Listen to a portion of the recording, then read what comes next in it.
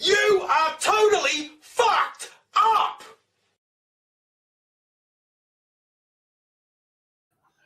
There you go. I didn't know which version of that video that was. It was that one. Hi, Alexander, by the way. First person to jump into the chat. Nice to see you on a Friday night. Cheers.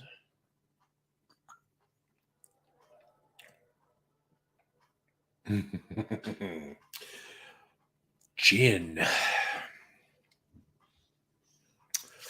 Oh, what a night. Okay, now I actually had seen something that, yep, that's it. Different whiskey cocktails. Manhattan with Bianco vermouth rather than sweet vermouth. Hiya, Lee. How's it going? A chin. Apple juice? No, I'm not doing that. Whiskey, raspberry, coconut rum, and Campari. I'm not doing that. Death and Taxes. That was the one I wanted to try. A blonde. Wine. No, fuck that. A Linstead. Whiskey, pineapple juice, sugar, and absinthe.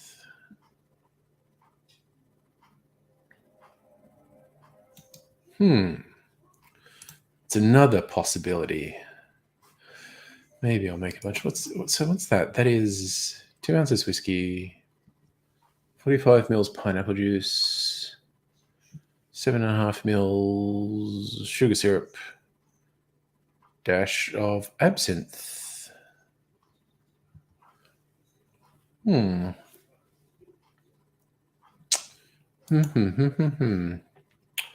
Death and Taxes, whiskey, gin, Punta Mez. I'm definitely trying that. I am definitely trying that. And was there another one? London Sour. Okay, no, 2 whiskey cocktails. I might try that Linster, the one with the pineapple juice first. Jim Young, Tequila Kennedy. From the Grassy Knoll. I've heard of a Tequila Mockingbird. I'm not sure what a Tequila Kennedy is.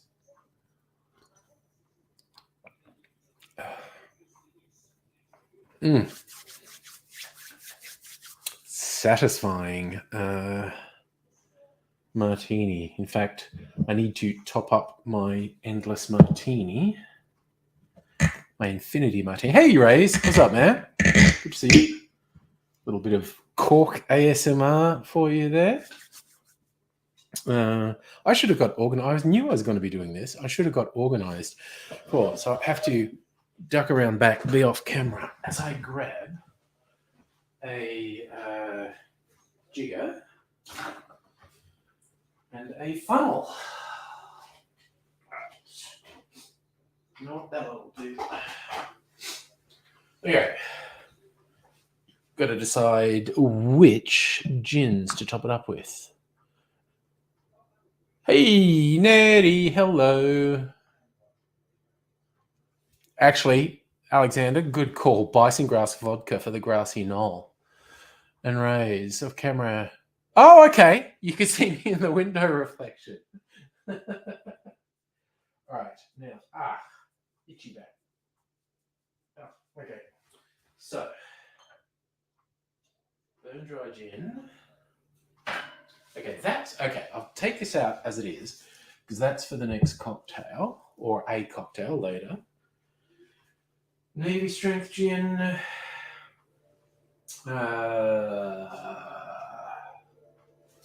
What's that one? That's that one. Maybe I'll dry it out a bit. Summertime gin. All right. Getting creative. Yeah, you see, I had an itch just then. I need to buy some more dry vermouth. Okay. Good note. Nocturne. My Dirty Sue.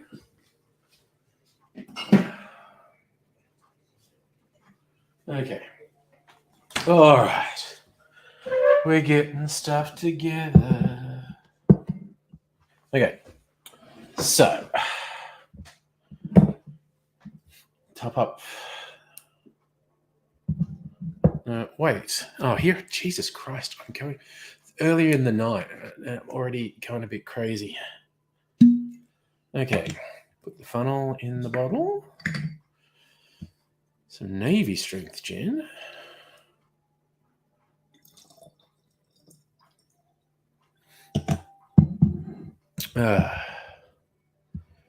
All right. Summertime gin. I think I lamented on the last stream. I should have kept a diary of what I was putting in here. It just would have been fun to keep track of. It's not, ooh, shit. I'm just worried that's a bad sign that I'm going to spend the night knocking things over. A little bit of vermouth. Not much of this vermouth left, actually. And you all heard of a dirty martini? That's where you put olive brine in. This is a bottle of just olive brine, no olives. Hiya, Justin. Ooh, that's a quality cork ASMR there. I'm going to dirty up my martini a bit.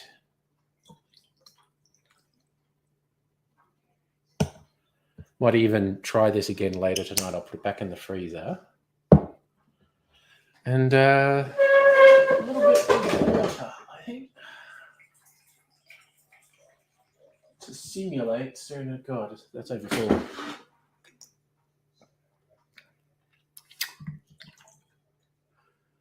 Wow, that was not quite seawater, but it was noticeably salty from the olive brine I put in.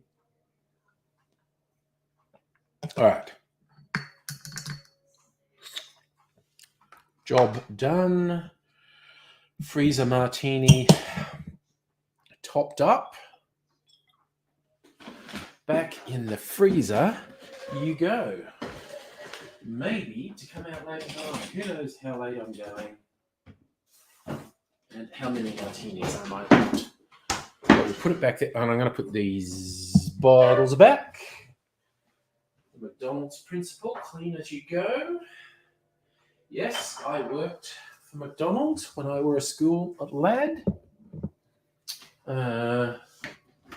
Back in the town of Dubbo. It's the first McDonald's in a town sort of that far into the country, I think. Okay. Hey, look at this. Abigail, not quite ready for party night. You can be chill. Oh, well, that's nice. Oh, yes. No, I've been following on the socials, Nettie. I'm pretty sure I know what the ball kicking emails will be about, and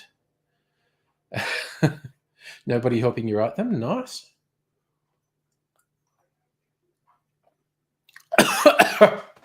Breathed in at the wrong time. So yes, Dr. Abigail, if what you need to do is chill, then that can be accommodated for. Fuck me. I just saw a thing and I thought it was 9:45 and I thought it's X-Files. I've got 40 minutes lost time. What happened?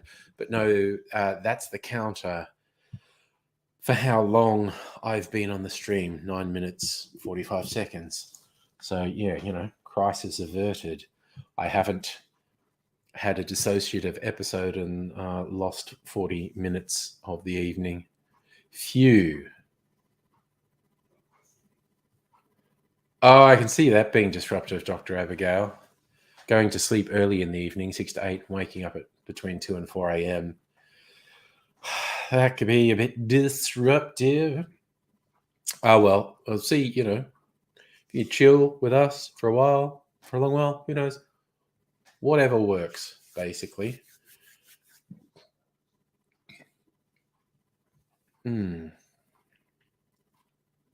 I made a grape syrup today, well, over the last 24 hours.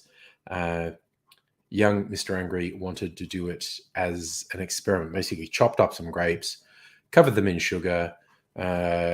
Sugar leaches all the juice out of the grapes. It turns into a syrup. Didn't quite dissolve all the sugar, and I thought I put a little bit of water in, and that helped. I thought I'm going to put this in a little saucepan and just have it on low heat for a couple of minutes, just warm it up enough to dissolve the sugar. And then I forgot I'd done it. But fortunately, I'd sat it on the lowest heat. But it had been bubbling away for, I don't even fucking know how long, when I sort of came back in the kitchen. Oh, shit, that's right, I was doing that. And it looked fine. It wasn't burnt. And so I poured it into a bottle so I could use it. And it looked fine. But it turns out it's really thick because it had been boiling away and some of the water boiled off. So it's a really thick syrup. I didn't know when I was pouring it into the bottle because when it was hot, it was quite runny. It's just then when it cools, it's really thick. But that's not in and of itself a bad thing. And in fact, I think I will use the grape syrup for the next cocktail I make. Won't be for a little while, sipping a martini. Like a classy motherfucker. I think, Nettie, I'm a big fan of the Nana Nap mid-afternoon. It's one of my favorite things about working from home. If you get to the point where you do feel a bit tired, I can just go and lie down. It's great. And I can make up the time. It's friggin' awesome. Yeah, fucking good day to you too, nobody. So, which one am I making? Hey, I've got the gin. So whiskey and gin and Punta Mez, a full-bodied vermouth, and Benedictine liqueur. Almost out of Benedictine too, and I use that in a few cocktails. Maybe time for a visit to Dan Murphy's to get a dry vermouth and a bottle of Benedictine, and I'm not sure if there's any other run-of-the-mill things that I'm almost out of. Because that's all I get from Dan Murphy's, unless they have a really good special, just like run-of-the-mill stuff. Special stuff I like to get direct from the distillers. No, yes. I bet that is funny, doing text chat interaction in a group setting with a person who you're physically sitting next to. Oh, neat. Dr. Abigail, lots of art. That's always a good way to spend time for a number of reasons. So yes, and also, Nettie, I agree. Benedictine rocks. There is quite a few good recipes that involve Benedictine. Some of my favorites, the New Orleans style boozy cocktails, stuff that has rum and whiskey and cognac and Benedictine. Those monks know what they're about. That's all I'm saying.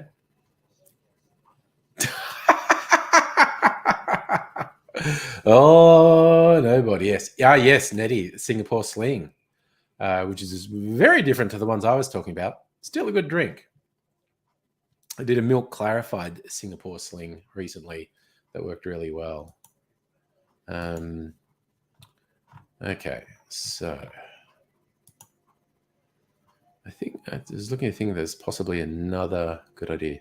Chambord cocktails. Goodness. Coffee syrups. Red thorn. Tequila. I'm looking. Just looking at these story headlines and ooh, St. Patrick's Day cocktails. Bet some of them have Benedictine in them, actually. I'm going to go there.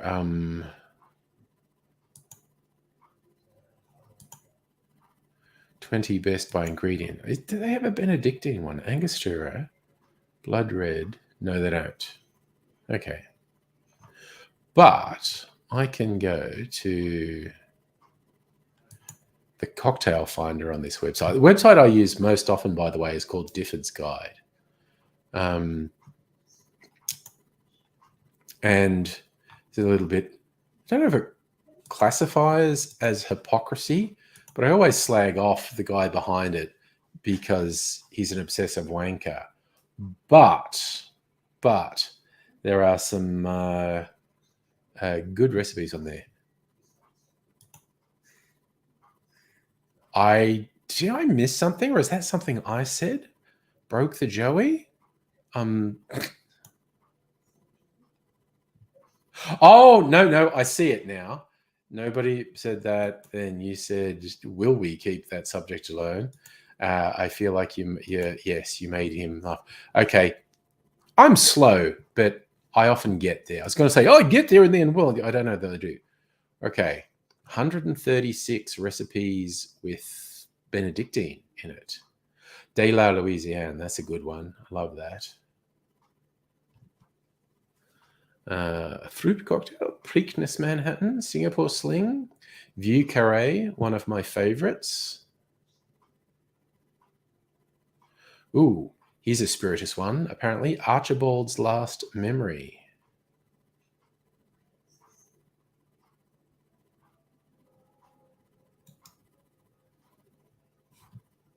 What's Archibald's Last Memory? Rye whiskey, Fernet, Benedictine, and Maraschino. That's a pretty fucking serious drink, actually. Fernet's a very strong flavor.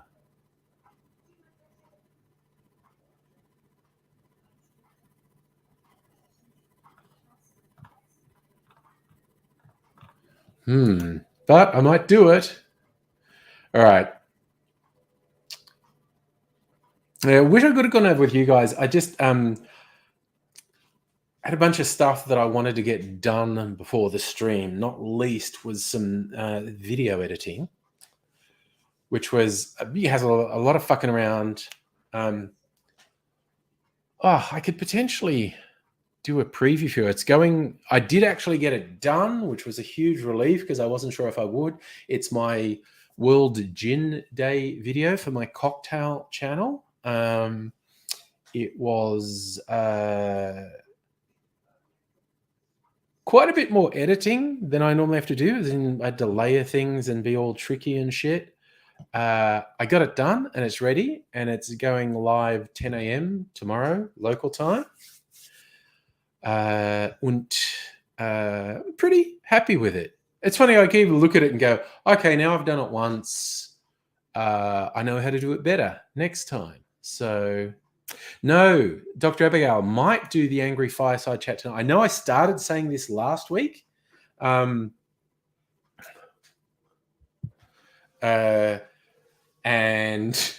honestly, a thing that I thought would get me in the mood for it, which involved lemon juice. Those who know. Fuck me. So yeah, after the stream on Friday night, here's the thing.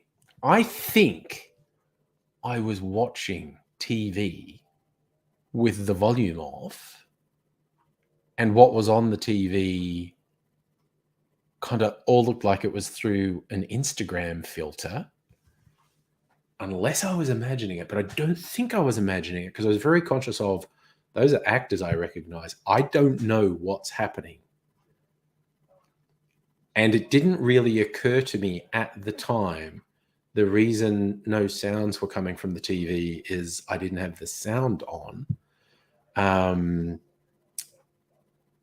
But that was an experience. Anyway, it turns out I wasn't in the right frame. The Angry Masks just back there behind me. So I may well do the fireside chat. We could potentially build up to it over the next several hours. Think of things that I could talk about. I mean, I could potentially do the gun one because it's just like my views on it are really clear. It's like, yeah, you know, America's fucked. There's a problem there that exists nowhere else in the world. It's uniquely American. So Americans have to deal with it. What worked in Australia will not work in America simply because of the sheer volume of guns, 500 million guns in private hands in America by some estimates. The government can't buy that back. That's ridiculous. And also culturally, American people won't go along with it. So I literally have no idea what the solution is. But it's a uniquely American problem, so it's got to be an American solution to it. And in the meantime, I refuse to get emotionally invested in any of the horrors that happen, no matter how horrific they are, no matter how terrifying they are, no matter how awful they are, no matter how young the children involved are, because that shit is just going to keep happening. So why the fuck would I get emotionally invested in it? I can't affect the outcome.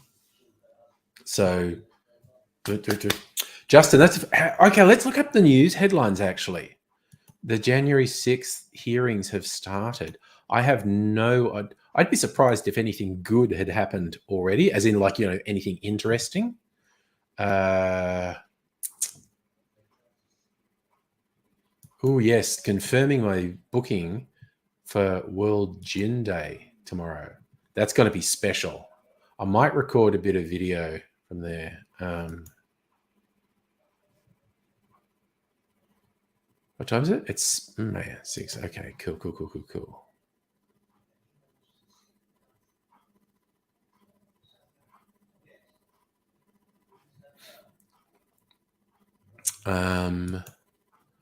Yeah, I reckon I'm going to have a really good International Gin Day tomorrow.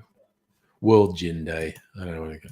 Anyway, I was going to look and see if there's any good headlines about these January 6th hearings, if anything good's come out. Trump summoned the mob. January 6th committee blames ex-president for coup attempt. Okay, full coverage. Anything interesting? ABC News. I might look at ABC News' character.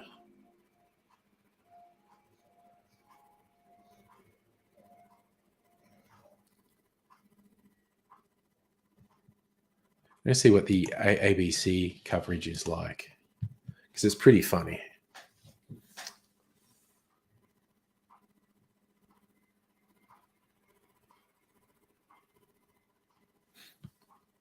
Nettie, I booked into Brogan's Way. They're having a special night, pairing nibbles with, you know how good their cocktails are. So it's going to be cocktails and nibblies at Brogan's Way. Oh, nice. Nobody. A live stream with fire going. Very, very cozy. Okay, let's see. Does the ABC have anything interesting? Police officer Carolyn Edwards described the scene like a war scene. Never before seen evidence has been revealed with a focus on the Trump family, former US president's aides. 6 hearings this month. All of them focus on Donald Trump. Vice Chair Liz Cheney, a Republican who fucking hates Trump. Neat. Hearing will show Trump knew he had lost the election, went on to engage in a massive effort to spread false and fraudulent information. Other hearings will focus on Mr. Trump's effort to pressure his vice president, Mike Pence, to refuse to count electoral votes, and that he summoned a violent mob to the Capitol. Ooh.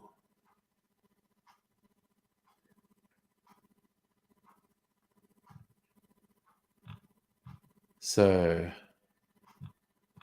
I don't know that there's anything huge. Okay. It's like later ones are going to be the big ones.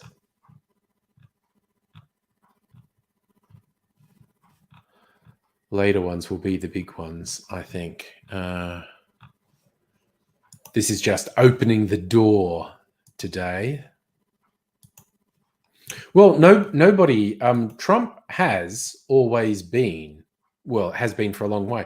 It's been British slang for a fart. So, also, fun fact, and this is real. This is something that's been in the dictionary for more than 100 years.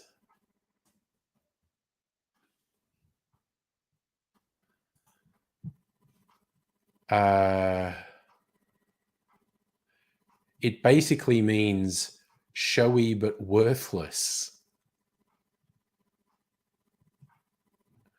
which is pretty goddamn good. Something without use or value. Rubbish, trash, worthless stuff, nonsense, twaddle.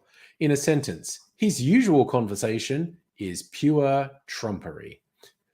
That's real. That's been in the dictionary for, like, I think definitely over 100 years. And it's just so funny that that's a word.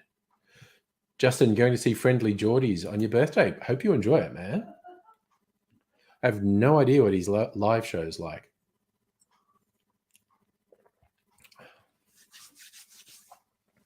But I hope you have a good night. And yes, so literally, yeah, in British slang, nobody. A lot of these hearings are going to look into what ex-President Fart did and what he was responsible for. Is he criminally responsible for anything? It's the brains of American Trump fans are going to be split asunder because they do that ridiculous thing of, back the blue, the police are the best. You've always got to support the police. And these hearings are going to be a long line of police officers whose life was at risk because of Trump. And in fact, like one of the cops was killed because of Trump. So yes. Nettie, I'm pretty good at saying stupid things with a straight face, honestly. Justin, if you bought me a Friendly Geordies ticket, would you go? I would say find a better use for your money. And again, this is not particularly hate for him. It's just not really something I want to do. And I just think your money would be better spent elsewhere.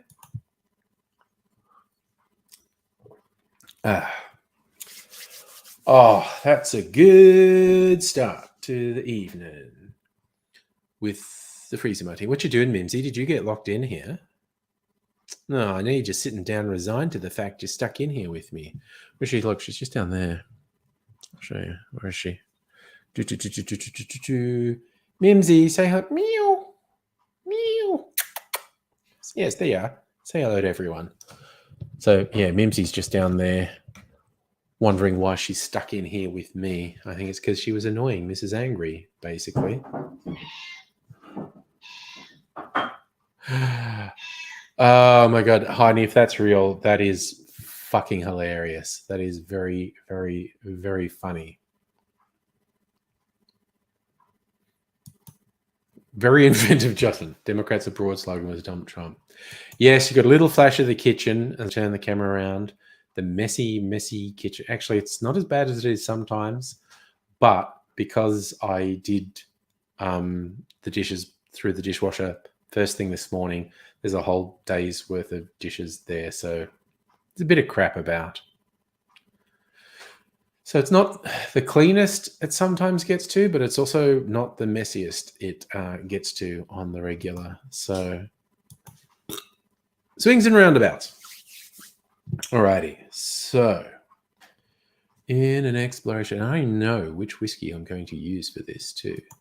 Death and Taxes. They say to use it with a Scotch. I'm going to use it with Starward's Unexpected, which is Australian whiskey that was aged in former Islay Scotch barrels. So it's picked up that peaty, smoky flavour. Not as much as a peated Scotch, but strong notes of it. So, and I've got the Archie Rose Bone Dry out. I need Puntamez and Benedictine. Okay, so I got to get the whiskey and the Benedictine from here. Which one's the Unexpected? Is that? Yep. I'm almost getting through it. It's a new limited edition Archie Rose whiskey coming out soon that I'll probably get. All right, my stirring glass. Bring that over. Puntamez should be in the fridge. Indeed, it is. This is the grape syrup I made earlier. Yeah. Clearly, that is. You can see how thick it is. That just means it's a concentrated flavour, so I'll just use a small amount of it. Oh, wait, there's no actual syrup in this. Whatevs. There was syrup in something like that. I'm just supposed to put orange bitters in. Did I put my orange bitters away? I think I might have. Yeah, yes, that's my orange bitters down here. All right. I need a stirrer. Get the old stirring finger. Actually, you know what? Experiment.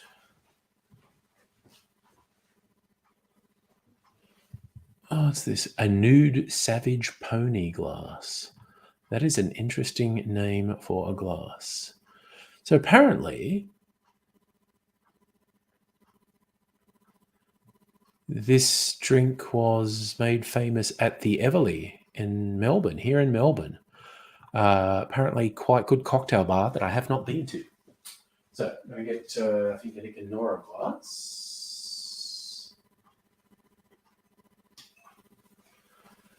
A Nora glass to pour this into. Okay. And ice. Might crack some. I'm going to try and be fancy. Right. Crack some ice. Going to be a fancy motherfucker. And 9 times out of 10, I mess this up. So there you go. Just I'm going to have a dump Trump sign with the Trump baby. I thought that Trump baby balloon was cute, actually. Oops.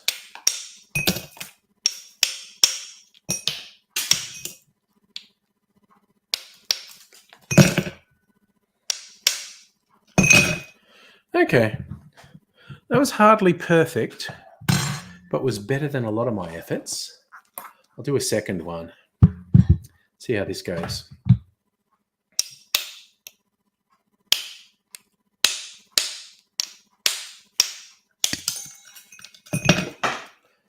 So far better.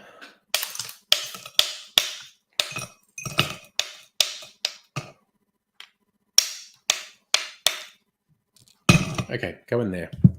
Okay, not terrible. Not great, not terrible. Okay, so let's do it. All right. Death and Taxes. So, whiskey, 30 mils. Oh, it's a nice smelling whiskey. That is a nice whiskey smell. Whiskey. Gin. That is a nice junipery gin as well. Nice in a different way. Put the gin in the Punta Mez. We're going 3/4 of an ounce of Punta Mez. Okay.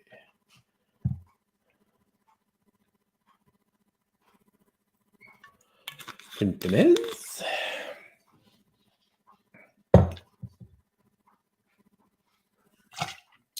And just a little bit of Benedictine, 1/4 of an ounce.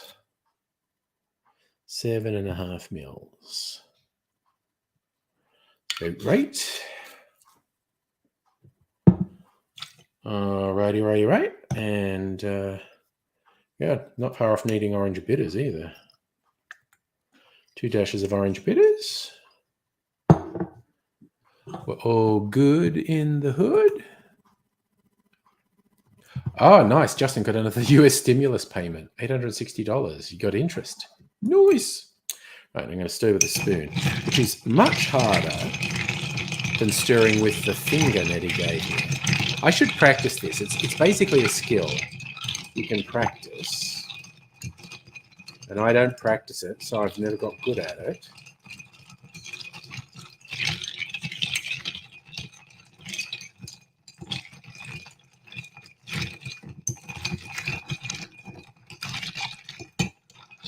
I'll just soldier on. Thinking of getting a haircut next week. Not a really short one, but maybe noticeably shorter. I don't know. Because it's actually starting to look like I might be going back into the job market. So, look forward to me colouring my hair. Nothing outlandish, just colouring it brown to combat ageism. Cover up my grey, essentially, if I'm going back into the job market. Okay, I should have fine strained that. Some quite big bits of ice went in there. Right, I've got a spoon. I'll fish them out.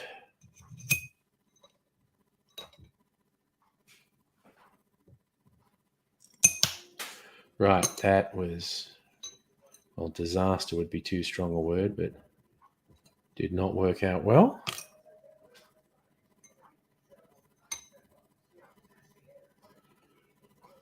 Fairly big chunks of ice, actually. Well, relatively speaking.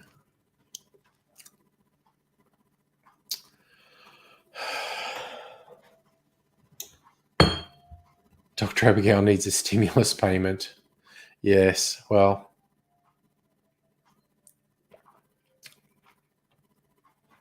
Well, isn't that interesting? That's got just really nice little smoke elements.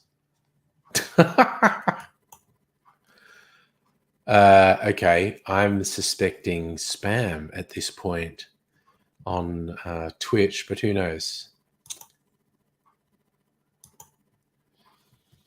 Nettie, you ready for Angry Bunch? We can do Angry Bunch. Totally not recon. Drinking is just, really just kicking off. I'm not sure if I've ever made this drink before. It's called Death and Taxes.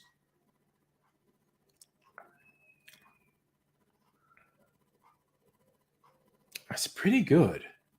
Equal parts whiskey and gin, and then some herbal elements. All right, so Angry Bunch.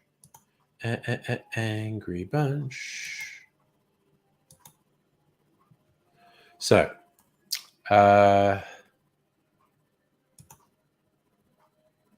Nemapui, you like to? This is during lockdown. I purchased an enormous amount of very bright and flamboyant shirts with sort of 50s, 60s retro stylings that have sort of cocktail themed stuff on them. Like, I have a stupid amount of them now.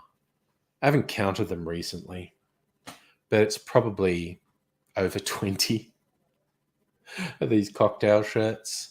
They're very different. Well, some of them are similar to one another, but there's quite a spectrum of styles across all of them. So,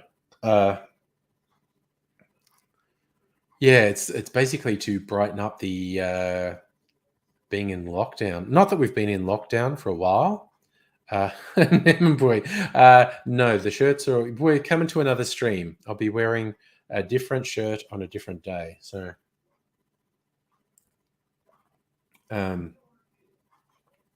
yes, I'm in my kitchen doing this stream. Shirts are all in my bedroom, which is down there. So, tempting as it is, a bit more water in my drink, basically. All right. The party people at Nettie's place. Hey. Hi. How you doing? Pretty good. Yep. Just Pretty good. dropped a whole bunch of whiskey all over my leg and my bed. Oh no. God, I've been so clumsy lately. I was making a daiquiris and so bunch of rum across the kitchen floor when I did that. So No, alcohol not good. abuse. Yeah. It is. No, I was not happy. Yeah. But there's more whiskey over here. it's like, knock on wood, I won't spill anything tonight. We'll see how that goes. But yes, I have a couple of ideas for drinks tonight. We'll see how it goes. Ooh, the next one. Yeah, I want to pineapple. Basically a sour, but with pineapple juice instead of lemon juice, and with a dash of absinthe in it. It's like, ooh, okay, that sounds creative. That's called a Linstead cocktail. Cocktail first appears in William Boothby's 1934 World Drinks and How to Mix Them. So it's an old drink. It's an almost 100-year-old drink. So very interesting. It's basically, a variation on a whiskey sour. So I'm thinking I'm going to have that a little bit later. You know what? I should have a cherry in this. I just like to have a cherry in my drinks and have it absorb the flavors of the drink. So when I finally eat it at the end of the night, there's a whole sort of explosion of flavors when I bite into it. Yeah. That sounds pretty good. Yeah, I love doing it. All right, I should have done an orange peel as well. Let me. I just got to get one of my skewers. I suppose I don't need a skewer. I could just drop a cherry in, but also, well, I haven't done an old fashioned yet. But here's an old fashioned Dr. Abigail. Hello. Hello, Hi, Abigail. Hello. Hello. So yeah, what I often do, very boozy drinks like an old fashioned or something in that neck of the woods, and I do it with a orange peel and a cherry, and I eat the cherry, but I leave the orange peel in the glass because Mrs. Angry likes making a hot chocolate, putting a bit of orange peel in it. So I'd left. Whoa, I thought we were getting a show for a second there. You're on YouTube, mate. Bum, bum, bum, bum, bum, bum, bum. Yeah. So Mrs. Angry was putting the orange peel from my drinks in. Oh, you're going to play the stripper music on the over? What did you just call it? Sorry, the clarinet. I've Nothing never like played that. it before, but let me see if I can play it by ear.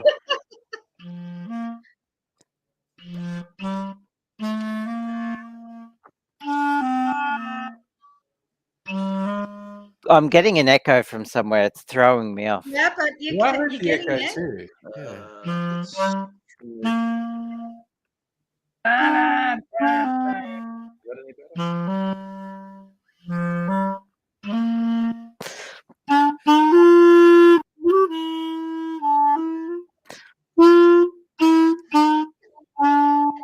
Am I supposed to continue the strip?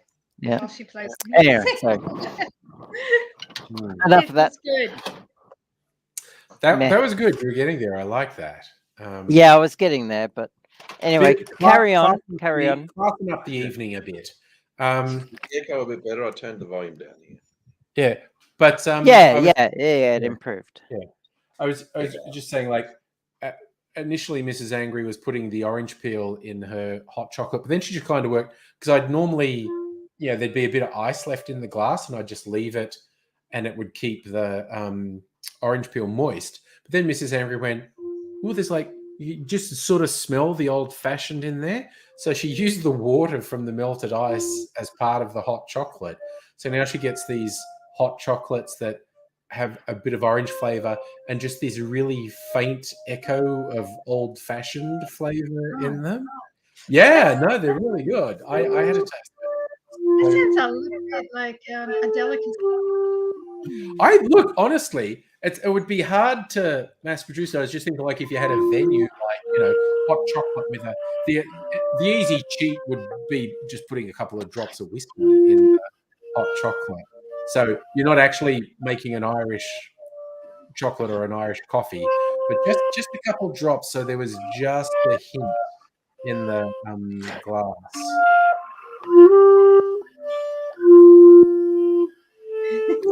Thank you, Abigail. Continue. That's ambient. Ambient music for the stream. So you're getting Nettie in the mood. I think you keep playing the sexy music. Nettie has one or two more drinks. Anything would happen at that point. I should get my guitar and then yeah. And it was, how did Angry Aussie's YouTube channel get banned? Well, let me tell you. There was a recorder. It all started with a clarinet, and it's a clarinet. Okay. Bit bigger than a recorder. That actually sounds like mellow and nice. Totally not recon. I'm so sorry. All I can see is what she's sucking on. Who were? I stream on Twitch because I use a platform called StreamYard, which is super easy to use. 99% of my audience is on YouTube, but I can multi-stream with no effort on my part. So I just go, stream to Facebook and stream to Twitch as well. Oh, okay. I'm going to be really daring. Nem is, I think they have an anime avatar. Hello, everybody. Hello. Oh, this is cute. We've not had a cartoon on the stream before. Considering it first. It's nice. Hello. This is cool. I've seen virtual avatars before. Yeah. Just never on this stream before. Yeah. Hello, Nem. Hello, nice to meet you guys. Yeah. Hey. Where in the world do you join us from, Nem? I'm from America. Are you guys all Australian? Yep, we are actually we're on the same city. So. Oh, that's amazing. I'm from America, so I'm a little bit far. So whereabouts in America are you from? I'm from Las Vegas. Neat. Cool. We do have the occasional friend from Vegas join the stream, actually. Make that I think you're the only American in the stream at the moment, but we do have a couple of regular. Mm-hmm. Any luck, they'll join us as the stream continues. Yes, there's a few freedom people who come to us. Yes. Where does so we've got Laura as well from England. Yes, we've got UK. Laura from the UK. She's in. Where's she from? Manchester or Liverpool? Manchester, I think. Yeah. Yeah. But we've got someone who lives in upstate New York, and that's and Chris lives in Oregon. I think. Yeah, Chris, Oregon. Yeah. Okay. Oh yeah, he's in Washington State. Yeah. That's right, Washington State. Yeah. But it's all right. He's trying to get himself comfy. You guys are international. I thought you were Australians. I have a friend who lives in Seattle. He's Australian though. He got headhunted by Amazon. He's a he finished his PhD in computer science, and then Amazon said, "We'll take you." They paid for him to move all his stuff and his partner to Seattle from Melbourne, and That's he's amazing. been working for Amazon ever since, and he's filed multiple patents for Amazon and earned them lots of money. Cool. Yeah, That's amazing. That is very That's cool. a very cool opportunity. Yeah, check out Zorro. Oh, Kitty, what's their name? That's Zorro. Oh, Zorro. Yeah, for the marks that he leaves on people's legs. Very cute. There was a TV shoot. Nice. That's a lovely way to put it, Rabid Game fans. You initially came to the channel for the Angry Rants and then stayed to see the friends on streams. Yes. Incidentally, just a bit of background. I just had my 16th anniversary on YouTube. Oh, wow. Congratulations. Thank you. Happy anniversary. That was yesterday, so that was pretty cool. Yeah. So I used to do videos where I was angry. I would shout and carry on about shit. And something about COVID just made me go, I don't think I want to be negative anymore, because this is all creepy and oppressive, and started doing these live streams multiple times a week. In fact, in the early lockdown phase, I think we were doing them every day because we were going, ah! Everyone was losing their mind. We were trying to stay sane. Now it's just about doing 3, 4, or even 5 streams a week, just chilling. But yes, I keep threatening to try out some new material to maybe go back to pre-recorded videos and try some stuff out on the stream. So wow, yeah. Actually, Nem, our relationship happened because of these live streams. Oh, that's adorable. How long have you guys been together? Wow, congratulations. So our man there, whose screen name is Nobody, which we have endless fun with, lives in Queensland, and Nettie, and so he's visiting. Nettie's here in Melbourne. So their relationship, that's the equivalent of you in Vegas having a relationship with someone in Oregon, basically. Right, yeah. A long distance relationship. Fair bit of distance. About 2,000 kilometres between us. Yeah, so. And put that into miles, divide that by 1.6. I love that take from Rabid Game Fan. Used to do daily streams, now they're every medieval feast day. I'm sure they had a lot of medieval feast days. And a funny thing with Twitch as well, Nem, because I'm just restreaming, because like I say, most people watch me from YouTube, but StreamYard lets me restream with zero effort on my part. So one night, a guy with a really big following he was finishing his stream and he's going, we should raid someone, and he's clicking around. I want to find someone that no one's watching. And of course, people watching me were on YouTube, but I was streaming to Twitch with basically no one watching on Twitch. And he went, and I was just mixing drinks. And I don't know if you noticed in the background here, I have a lot of wow. Yeah, that is a lot of liquor.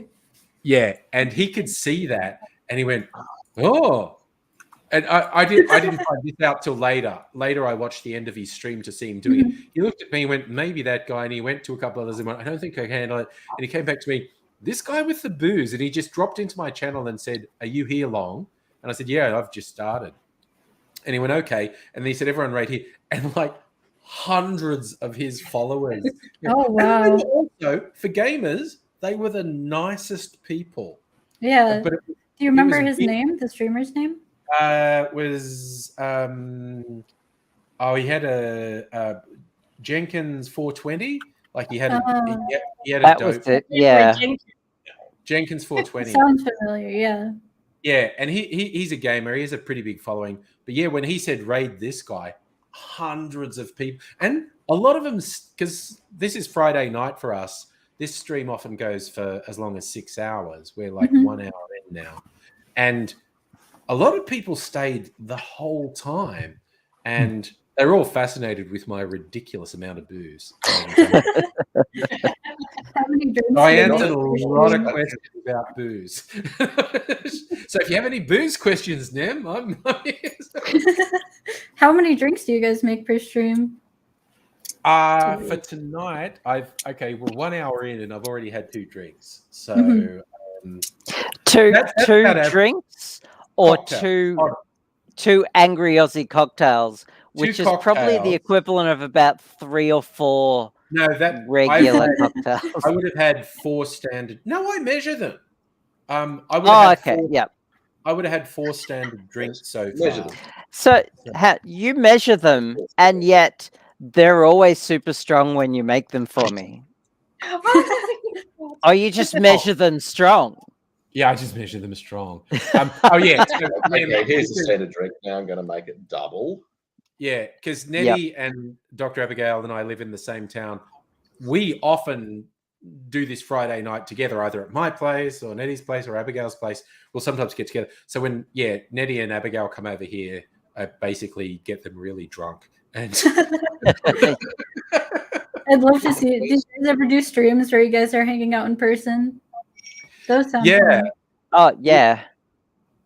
we would have done it tonight because with nobody visiting as a special occasion, but Mhm. I had a bunch of stuff I had to get done before the stream. So it wasn't really convenient. We were thinking of going to Nettie's place, but it just wasn't the right night for it. So we're hanging out virtually. That's perfect. Yeah. And I was supposed to meet up with Nettie and nobody as well, but I ended up a friend of mine's doing an art gallery exhibition, and I ended up hanging out with her all day.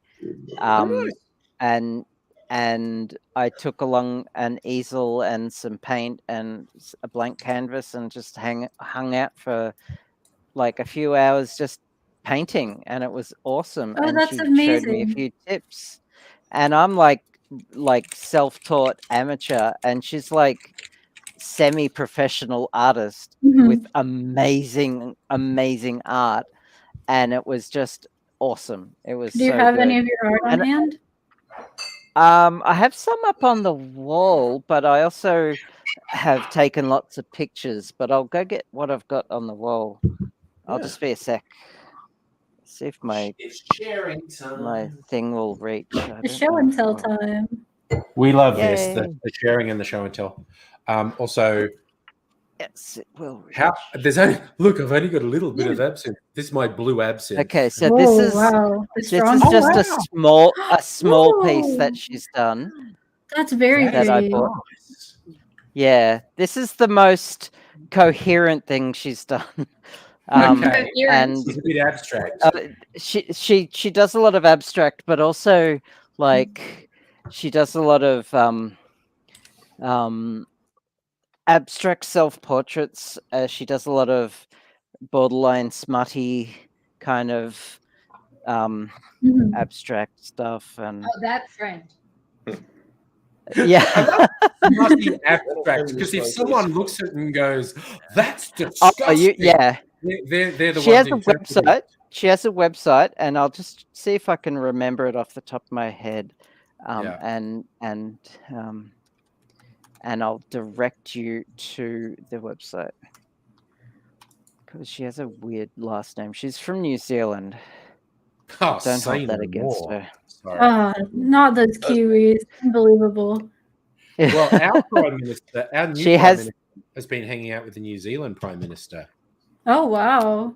Certainly And they've has. been Wow. typical Gen Xers Yeah, that's swapping cool. albums of their favorite bands. That's And I mean So- vinyl. They were Right. swapping vinyl with Mhm. each other. I know And vinyls are really they are Albanese- both Gen X, aren't they? They are. Yeah, Albanese's giving her Australian indie vinyls like Midnight Oil and shit. And so, yeah, Jacinda Ardern's come out with a bunch of vinyls from New Zealand labels. I think that's fantastic. It was cute. They're I love that. swapping Okay, albums. so- It was very cute. So I'm gonna. This is a Linktree link Okay. to some of her stuff. trying my best as a comedy, as a web series she did that is absolutely amazing. That's on the list. And I have high res versions of them. If anyone wants to come over and watch them with me, they're just so funny. But Take you up on that one, Bobby. jnio.com is the website that we're after. That show has all her art. Oh And wow, it her is- Instagram is gorgeous. Yeah.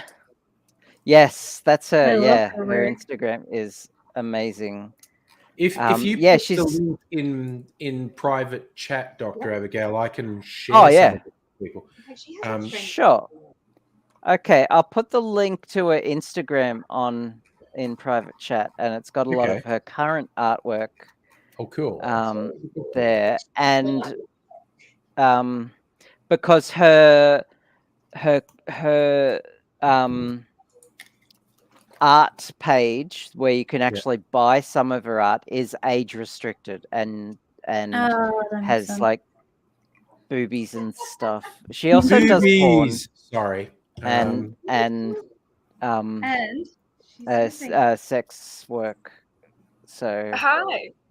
Hello. oh, hello. Hi, I'm here Just- to cause chaos. I heard you go by Nem. Hi, yeah, I am Nem.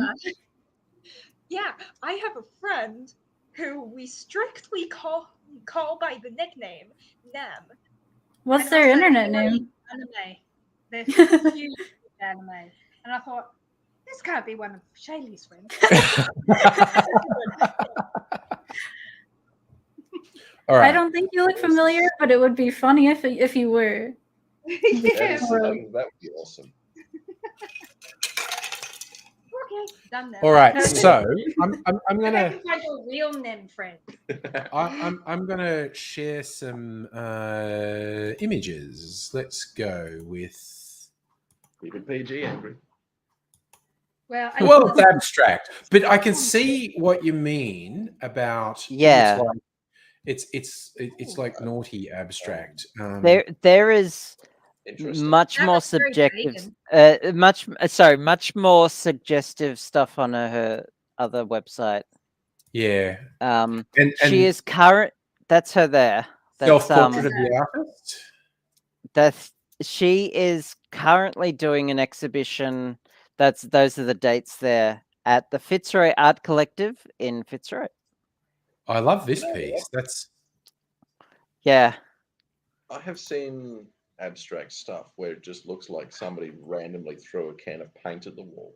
That still actually has definitive. Yes. like, She's it looks more purposeful than some of the abstract things. it's beautifully expressive. yeah. Right, It like is. that. It is. Yeah. It is actually really amazing. There So was where's the Fitzroy Art Collective? It's near Alexander Parade. It's on the it's just off Brunswick Street. So if you catch the 11 tram, you get off at the Alexander Parade stop at the end of Brunswick Yeah. Street. I know. It's on Cecil Street, which is like you walk Oh, I know back a Cecil bit. Street. Yeah, and I used it's to live on Alexandra it's Parade. not much to look at from the outside. It looks like the owner said, it looks like a block of toilets. But on the inside, it's an amazing arts collective, and it's Yeah. That's like cool. I spent 4.5 hours there today just painting and hanging out with artists, and it was awesome. That is Oh, awesome. Yeah. so cool. Hi Pat, how are you today, mate? All right. Hi, Pat. So you notice we've got a cartoon Hello. joining us tonight. Pat. Hello, hi. Pat's a friend who lives in the Yeah, country. that's cool. Yeah. Nice meeting you. All right. This I okay. do need to head out soon. It's 4 a.m. for me, so Oh, I gotta yeah, get to yeah, sleep. okay. Are you It's very an nice insomniac meeting or an you. early riser, Nem? A little bit of both. So yeah, thank you all for having me. It was really fun. I hope you guys have a great No rest. problem. Really nice to see you. Mhm. Take Hey, care. Nin, where can Thank I you. get one of those avatars? My best friend made this one for me. They usually cost like $600 though. Holy cow! Yeah, Whoa. if you Well, want to get one that's- professionally done. Yeah, they're animated and they're voice synchronized and everything. So Yeah, that is Yeah. really Now, my Well, daughter, yeah, you just welcome met, to join us she's really anytime. broad, so Mhm. she- But yeah, I'll try to catch another stream. Thank you guys for having me. Good night. Oh, Thanks for dropping in, nice then. Good to night. meet you. Take care. Bye. Good night, Jim. So this is not a very visually appealing drink. It kind of looks like dirty bit dishwater to me. But yeah. That's it. this is the Linstead. I'm looking at the picture on the website, Yeah, Molly, you're faking it. and the picture on the website looks a lot more appealing than this. But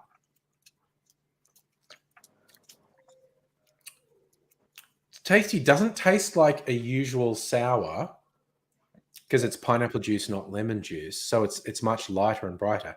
And just like 5 mils, like a spoonful of absinthe, there's that herbal licorice thing behind everything. I mean, it's a pretty. I used the Starward Unexpected. That's a pretty strongly flavored whiskey, and it's 45 mils of pineapple juice. So that's a fair amount of pineapple juice too. So it's still quite light and bright. Again, it's a gross color. That's not an appealing color. Yeah. That's why you need tiki glasses. It's gonna look a lot worse when you're done with it. Ooh, So yeah, true. yeah. So true. I always say that if somebody serving brings out like at a cafe, for example, they bring the food out and the little cake fell over and it broke in a couple of bits, and they go, "Oh, sorry about that." I'm going, it's going to look a lot worse when I finish with it. Yep. But yes, Nettie, you were spot on about tiki things. For people who don't know that tiki tropical thing where you tend to get the opaque ceramic glasses with sort of Pacific tiki tribal designs. It's partly the vibe, but it's also because most tiki drinks, most tropical drinks are blends of rum and fruit juices, which look like shit. They look terrible. They're horrible, brown, murky, unappealing things.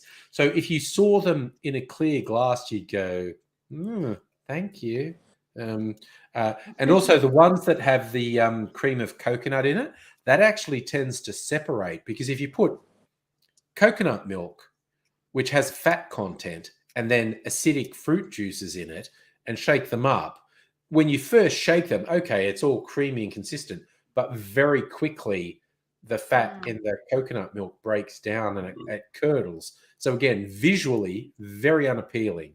So that's that. Besides the whole vibe that it was like mid 20th century white dudes trying to recreate an imagined South Pacific paradise, and so they were getting all the imagery that the people in the South Pacific use. But also it was like hiding the fact that drinks actually look gross. Because they do. They look very Carver gross. looks like. I've never seen Carver. Kava, as in the narcotic. The tea. Because Yeah, there's the gin drink.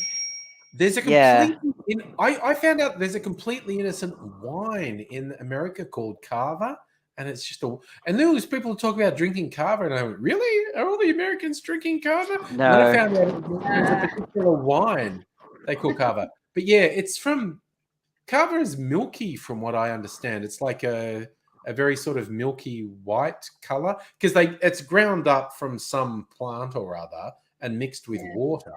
And so it ends up being this sort of milky white thing, Okay. mildly or extremely narcotic, depending how strong you make it. There was a There's a bit of problem with and quite bitter, apparently. yeah, there was a problem with it in some communities in Australia's north. It got a bit widespread. Although I did read some stuff from some community people and some social workers said, well, okay, the difference between when everyone was getting shit-faced on alcohol is they were loud and violent and dangerous. When they all started using Cava, they just fell asleep. And it was just like the effective carver is just to dose people, and they just go. And so some of the people were saying, honestly, okay, carver's a problem, but it's not as bad a problem as alcohol is, for instance, which makes people belligerent and violent.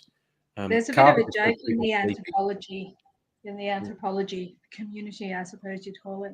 Hmm. That if you go off to I'm going to do my fieldwork in the South Pacific on carver, yeah, and they never come back.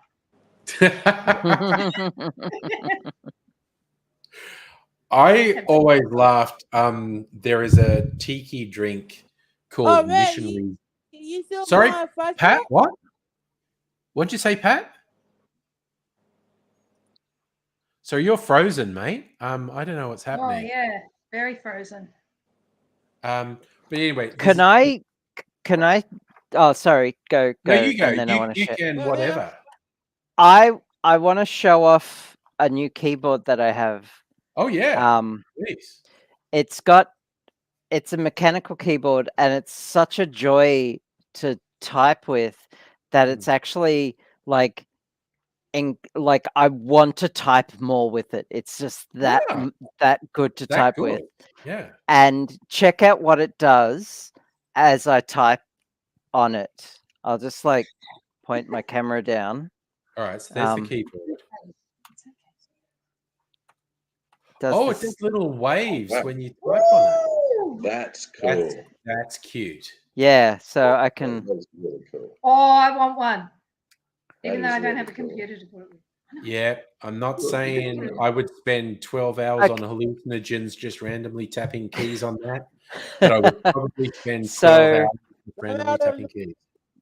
This I've got one, a this is the Logitech G815, I think. It's G815. there's a 915 which is wireless, but fuck that. I don't need wireless. Yeah, I don't wireless like keyboards are wireless. awesome. I don't like. Well, see, the thing about most wireless keyboards is that like you have to have a battery in there, and Yes. like, but this wireless one, like plug it into USB, and that's how you charge it, and then it just automatically detects it's on USB, and then you unplug it from USB, and it just automatically goes to wireless. Okay. So it's That's pretty but cool. I didn't get that. I just got for $100 less. I got the non-wireless version. So That's what I do. Makes it's sense. functionally Yeah. identical, Wireless is and it's like unnecessary. super thin. Like it's so Ooh, that's thin. very sexy. It's very sexy. Yeah, it's super thin. It's the keys are like basically spill proof because they're like Nice. risen up from the brushed aluminium frame. Very Ooh. weighty, and it's just such a dream to type on. It's amazing. So That's fantastic. and like when people are typing, right? Like you see, like it does the rainbow vomit wow, all that over is the so cool. keyboard. You do love a, And love a disco computer, don't you? Well, I had people over for my D&D game, and I was typing away, and everyone was like, "How do you even like? That would be so distracting." And I'm like, "Well, I don't even look at the keyboard while I'm typing, so Whereas I guess." do. So I'd have a great time. Oh, Just watching the oh, yeah. keyboard. I I'd have a haven't. great time. I haven't looked at a keyboard while typing in decades. It actually again- slows me down. I probably should have learned to touch type in the 90s.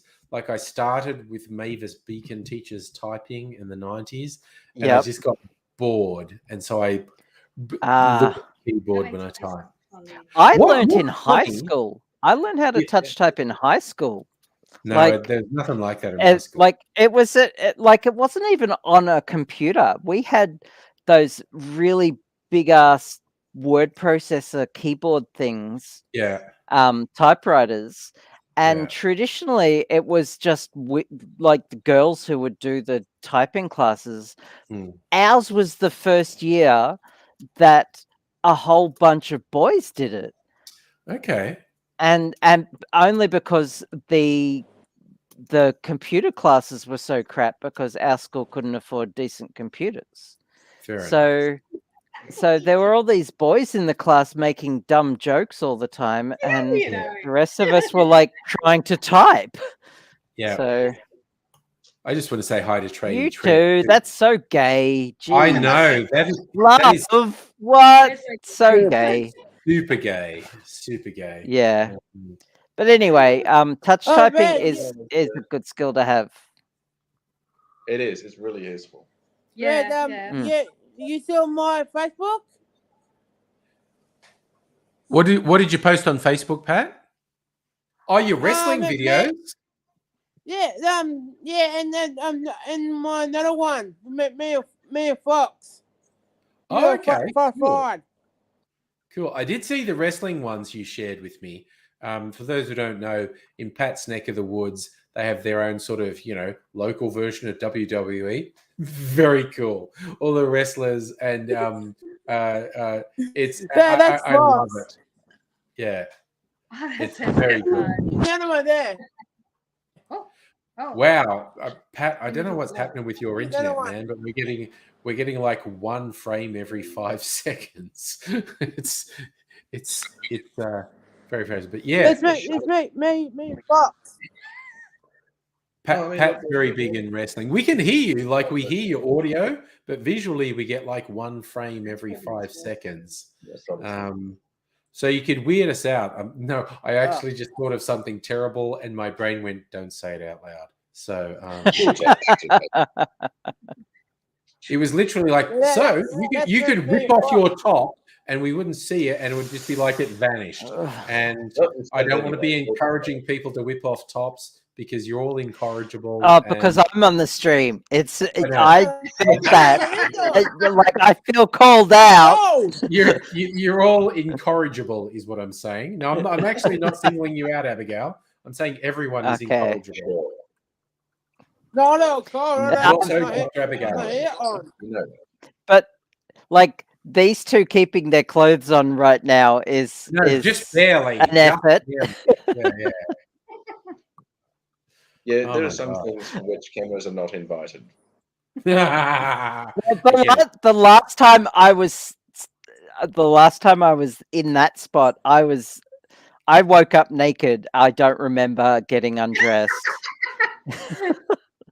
Oh God! I swear to Mind you, God, that was the night after that was the night of the election, and yes, Yeah. it was just drunken crash at Nettie's place, and yeah, I'm so very apologetic for that, Nettie. Yeah. It's okay. Everything. But that was I one of the can honestly ones say where I've never been in this bed naked and not known why.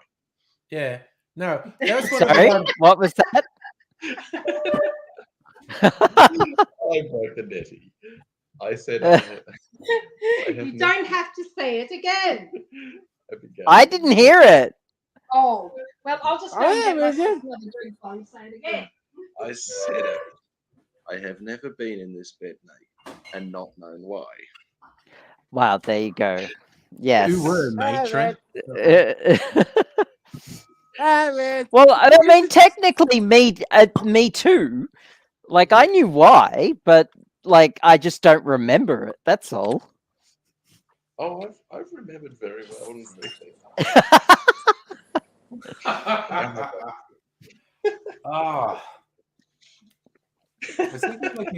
I might make a gin old fashioned, actually. Or Yeah, there's a Trady Trev. There's a bit of like in conversation, in jokes here. yeah, But the basically the night of the election, Nettie and I were at Angry's place yes, doing election coverage, and we got plastered basically. We got quite celebratory drunk. And so because Nettie lives closer to me than Angry does, I went and crashed at Nettie's place. And yeah, I barely remember the taxi ride home. my brother. Oh, sorry. No, okay, now you've gone completely, Pat. Yeah, no, election night was one of those ones where I had to jump on YouTube and watch the last 20 minutes of the stream. to work out Yes. how the fuck did that finish? Because I fully Yeah. expected to sleep on the lounge, Abigail. Like I woke up and went, Abigail's Oh, not here.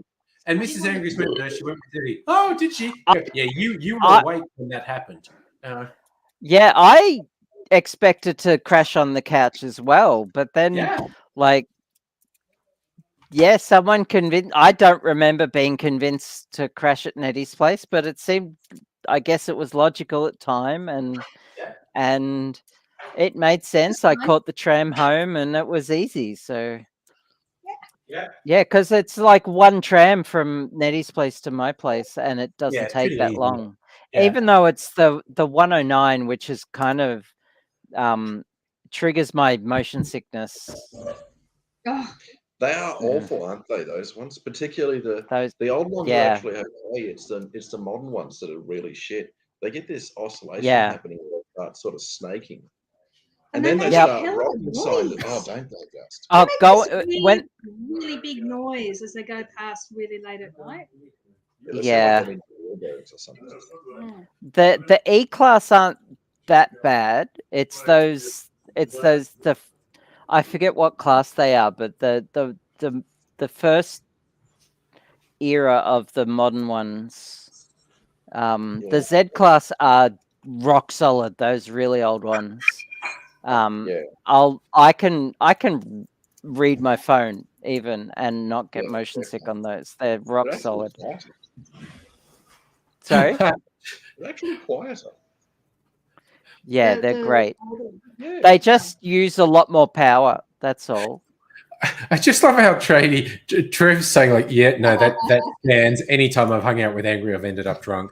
YouTubers, man, it's Yeah. not me. It's YouTubers generally. When we've hung out, YouTubers fucking get shit faced, man. It's Ooh, look, I think I'm going to empty this particular bottle. Every time I empty a bottle, it's going, yeah, I emptied a bottle. That's an excuse to buy a bottle of something else. Yeah, But because there's an empty I don't space on the actually shelf really now got if I empty this. shit-faced, but I got shit faced on live stream a couple of times, so I can't deny it.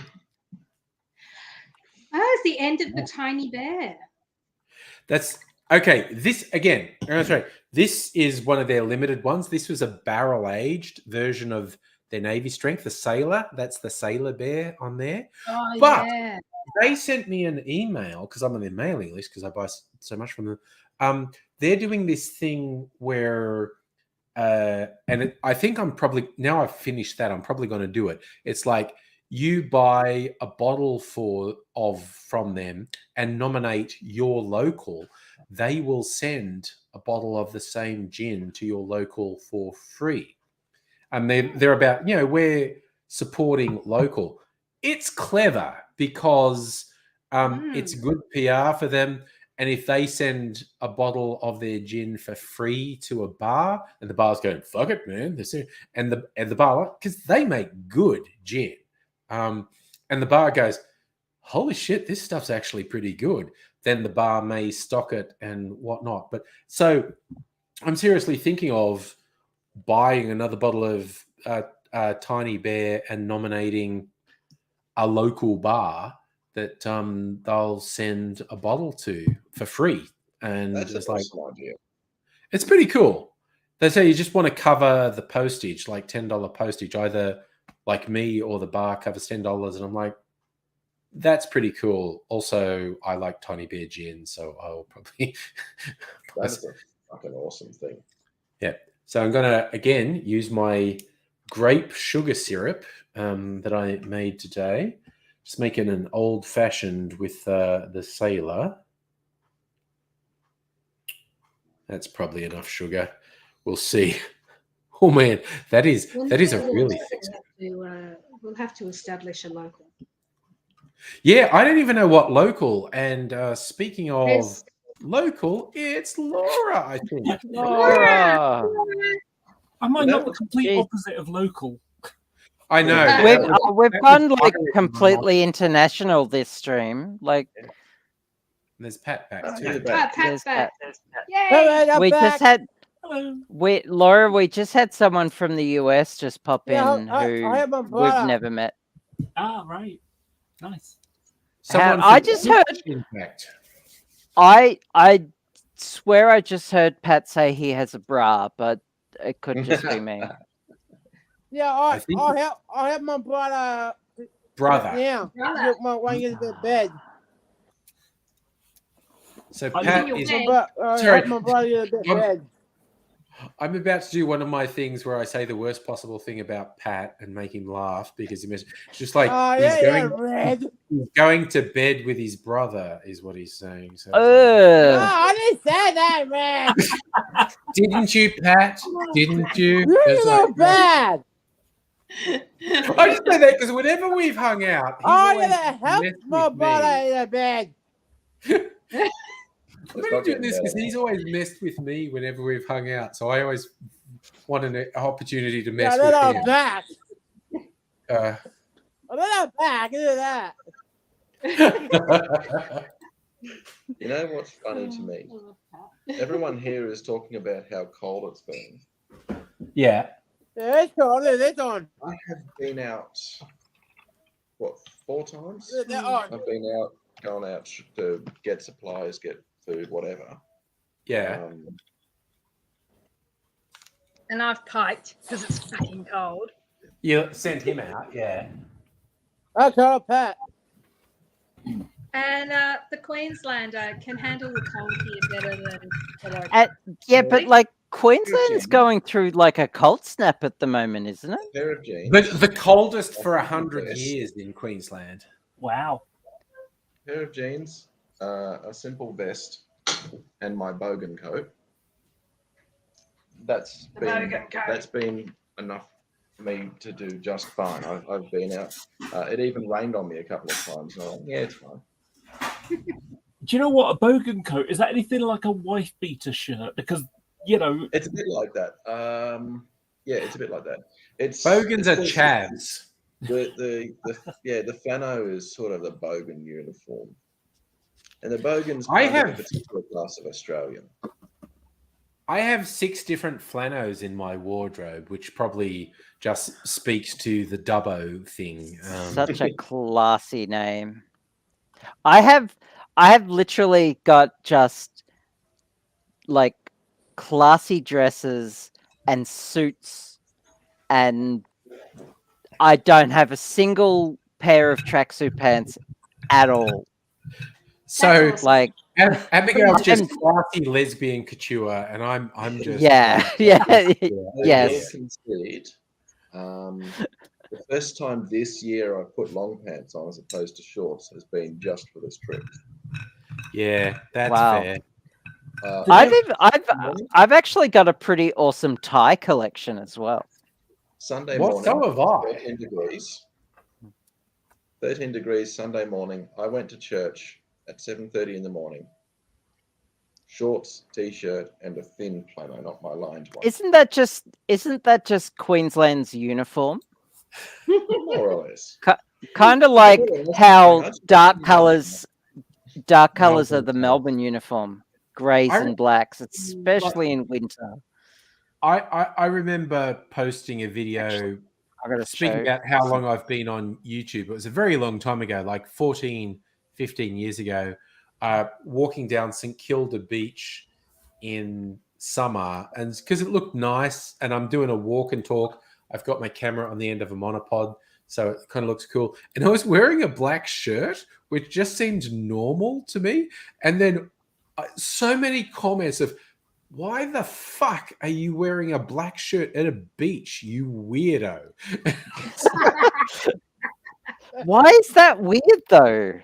Like that's Because nowhere outside of Melbourne do people wear black shirts at the beach. okay. Okay, Hey, so this is Abigail. what I wore today. Like matching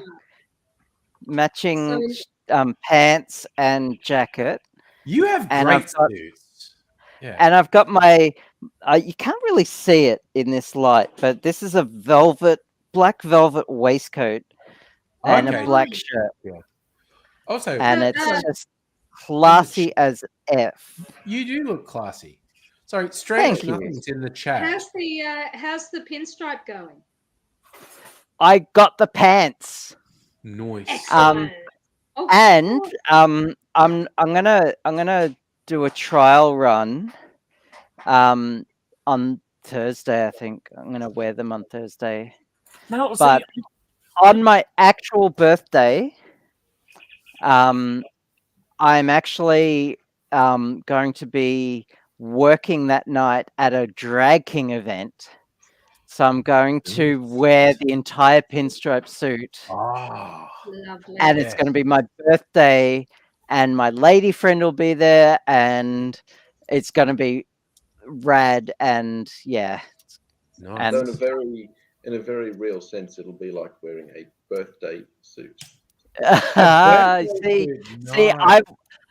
I was going to go there, but you beat me to it.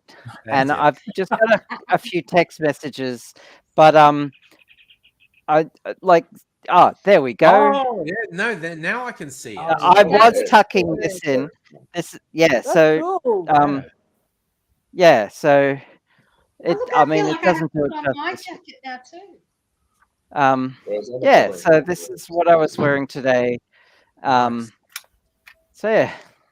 You have great suits. I love them. Also, yeah, just shout out to Strange Nothings in the chat. Catch streams once in a while. Sub channel 13 to 15 years ago. Yeah. Wow. I just do streams, Strange Nothings. Damn it. But I don't know. It's only 9:30 now. Who knows? A couple more drinks in, a couple more hours in. I've got the Angry Mask is actually just back there. I might actually do some attempts at some monologues, what we were calling fireside chats, rather than shouting and stuff. Being angry, but being angry in a conversational way. We'll see. It may not happen because I said I'd do it last I'm angry. Friday and I didn't. You know, I'm going to ask a question. When you Yeah. did the angry videos where you're shouting, Yes. did you have to psych yourself up to be angry, or was it just like pure performance? No, I won't do it now because I'm in a house full of people and something. But I can literally switch it on like that. I can go from normal conversational thing to shouting in uncontrolled rage at just straight away. Yeah, So whenever there are trolls on the Yeah, trolls in the it's- chat, you'll see it. Yeah, it's just like click. Like, Yeah. Strange Nothings is There's a also in the I US. saw that. You are at a very okay. Strange Nothings. You missed a little bit earlier. We had someone join us Yeah. from Twitch, and she was in Vegas. I think she was in a very different time zone to you because she was saying it was like 3 or 4 a.m. So you must be in a very different part of the States. And you caught the New Year's? Yeah, New Year's. What I remember of New Year's, which is honestly kind of vague, it got pretty wild. Yes. Which New Year's? Yeah. Holy shit. Sorry, Trady Trev just gave me a massive flashback. Mr. Stripey Head was a guy from Queensland who was very out there. That is old school YouTube. That is 15-year-old weird out there shit. You know, it's amusing because last night I caught a YouTube video, Cycle Camera 1, and it reminded me so much of one of my own videos. So I linked to my own video to say, yeah, I've had exactly the same thing, you know. And I looked at it and it was 10 years old. It's like, wow. I mean, it's just the passage of time, like every now and then with shit. And like I've gotten into, Billy Bragg, who's, I don't know, 10 years older than me. And I was into him back in the 80s and early 90s. And he's released a new album, which is pretty good. And because he's friends with Albanese, our new Prime Minister, Billy Bragg and our new Prime Minister are pals. And so Billy Bragg was in the news in Australia in the last couple of weeks for being friends with Albanese, and they swapped stuff. And That's where Mrs. Angry got onto a track from his new album called "I Will Be Your Shield," and said, "That's us." And because it's a really beautiful song about how, you know, life gets shit and fucked up, but I'll be there for you. I'll support you. I'll be your shield. And she said, "That's our relationship." And I listened to it and I go, "It totally is." So it's super Oh weird my to God, that's haunted. It is. to, in your 50s, have a new song come out and go, "Oh, that's our song," because you expect your song to be from like your 20s or something. And so I've been re-listening to Billy Bragg, and because I was watching and listening to stuff on YouTube, there was a whole concert with Billy Bragg with a full band, and I'm like, yeah, I remember I saw shows like this, and what the shots of the audience and the haircuts, and I'm going, yeah, I had a haircut. And then I looked at 1991, motherfucker. Okay, that was 30 years ago. That was when I was going to Billy Bragg gigs. Every now and then that hits me, and I go, oh yeah, I'm that old that 30 years ago I was an adult, and it was like, Jesus, that really. Yeah, yeah. Lovely feeling, isn't it?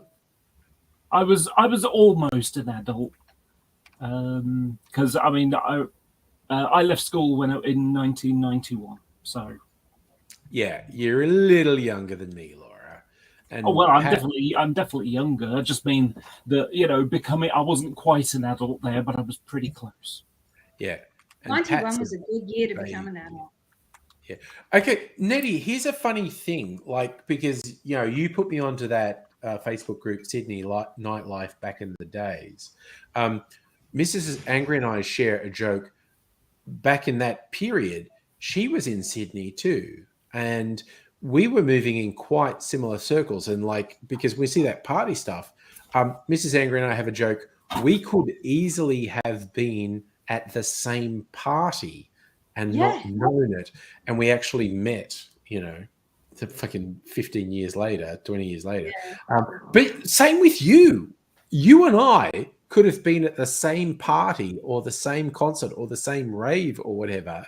And we could have stood right next to each other at a thing because we were going to the same sorts of things. The same things, but with completely different people. Yeah. And it's just like, God, that's trippy as fuck. It is weird, isn't it? But eventually we find all the people in our tribe.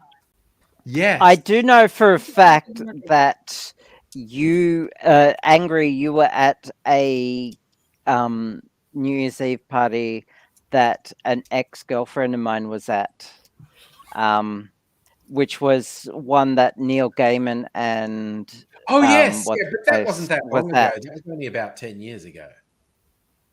That was sooner than... Oh, it was about 6 years ago, I think. Whatever. I don't know. Yeah, but Amanda Palmer and Neil Gaiman were at it. Amanda Palmer, that's it. But also... I used to live with a guy who one time woke up to find Neil Gaiman sleeping on his couch. Neat. In Perth. Neat. Fair enough. That's good. I like that. Other than that, I don't know, like, because Nettie's from Sydney. Nettie is from Sydney, and Angry Aussie is from Bathurst. No, I'm from Dubbo. I'm from Dubbo, Western New South Wales. Grew up in Dubbo. Whereas I grew up in Melbourne. Like, but you were in some bogan rough as fuck school, weren't you?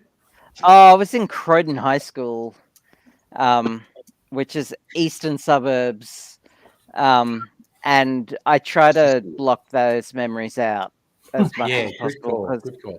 Literally, I gained nothing from high school. Like, no, it's fucked. Nothing at all, except for maybe a love of maths, which I escaped into, and science fiction.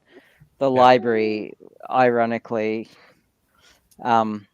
everything useful I learned after high school. Oh yeah, school. Totally can relate. Outside of high school or after high school. Yeah, and like I was bullied relentlessly, and the teachers would, at the time, they'd tell me, hey, "Did you try fighting back?" Or "It's not a lot we can do," and that was it. That was all they could Yeah. do, and it Oh, was, just and it just ignore them. sucked. Just ignore The them. thing that Just really, ignore them. Yeah. see Just that ignore them. that That's really exactly what annoys. I'm saying. Yeah, that really annoys me now because when I was at school, I would react and then I would get into trouble.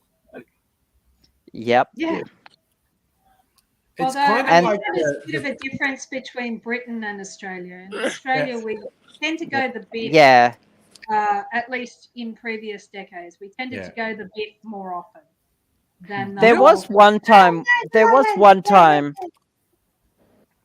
I was in year 12, and I just cracked the shits. I was just like not having a great time, and I was someone was giving me a hard time, and I just punched him. I cut his lip open with my fist. He ended up giving me a black eye, but you know, it was a good moment, and he never bothered me again. I know a So- guy getting bullied quite relentlessly, and was one student. There is a PS to that story, by the way. Once you finish. After the fight, there was a teacher there, and like she separated us, and there were no repercussions. That was Yeah. it. Good. We stopped fighting, and we went our separate ways, and no one got in trouble. This isn't so much I'm proud. Aussie, yeah, Australia. I'm not exactly proud of this, but you know, it is a sort of an amusing story, I suppose. So I was a hero for the last couple of weeks of school. I went to boarding school, and what happened was I got in a fight or something with someone, and I ended, and I was still angry. And it was on the weekend. The deputy head was in charge because it was boarding school, and I was outside the headmaster's office, and I was still angry. And he came up and he was in my face, and he pushed me, and I bumped my head on the wall. And I said, "Don't do that," or something. And he's like, "Oh, you think you're a big man? I'll give you the first shot." And that was a mistake on his because I took it. And I punched him in the stomach, and he went down. And he got up, but he made, now he made my life hell for the last 2 weeks of school. But I was a hero to everybody because anybody wished they could have done You it. took him out. Jesus. Nice. So it's completely opposite. You got like teachers saying, you got teachers effectively saying, "Don't lose your temper, don't lose your anger," and and it's like normally you get angry at the other kids and don't hit the teacher. Yeah. Kind of thing. Yeah. And you so hit I the teacher. completely the opposite. It wasn't enough that I punched a kid.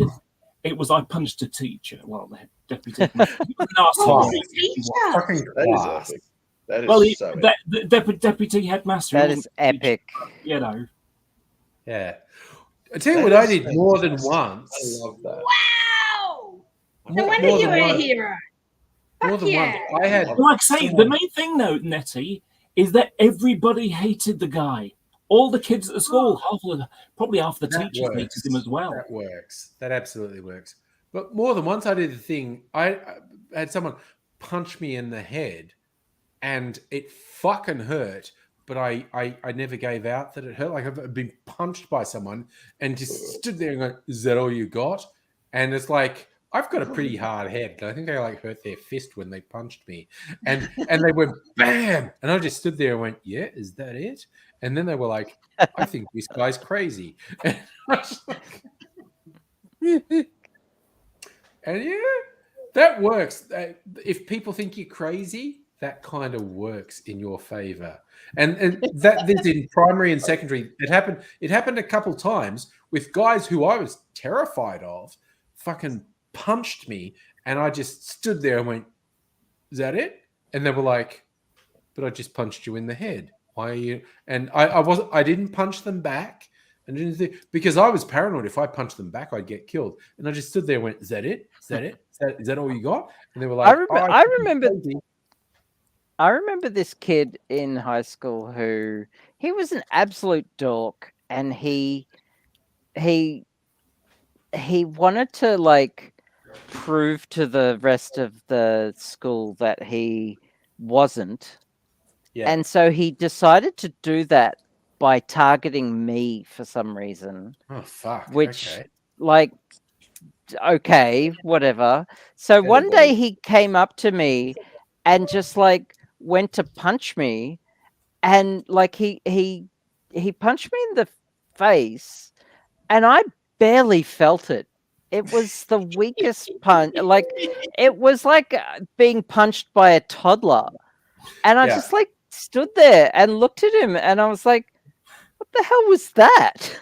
Yeah. And he just walked off, dejected. And he tried it again like a week later. I'm like, dude, why? yeah. Like, Learn to punch. and yeah, and then like a friend of mine, who also very nerdy, like this guy tried to target him, and my friend just like fucking got him in a headlock and like rammed his head against a wall, and I think he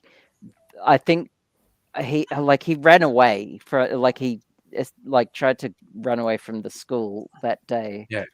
And I think he moved to the UK. Like he was so ashamed. Leave the country. Well, it was my friend. It wasn't me. Yeah.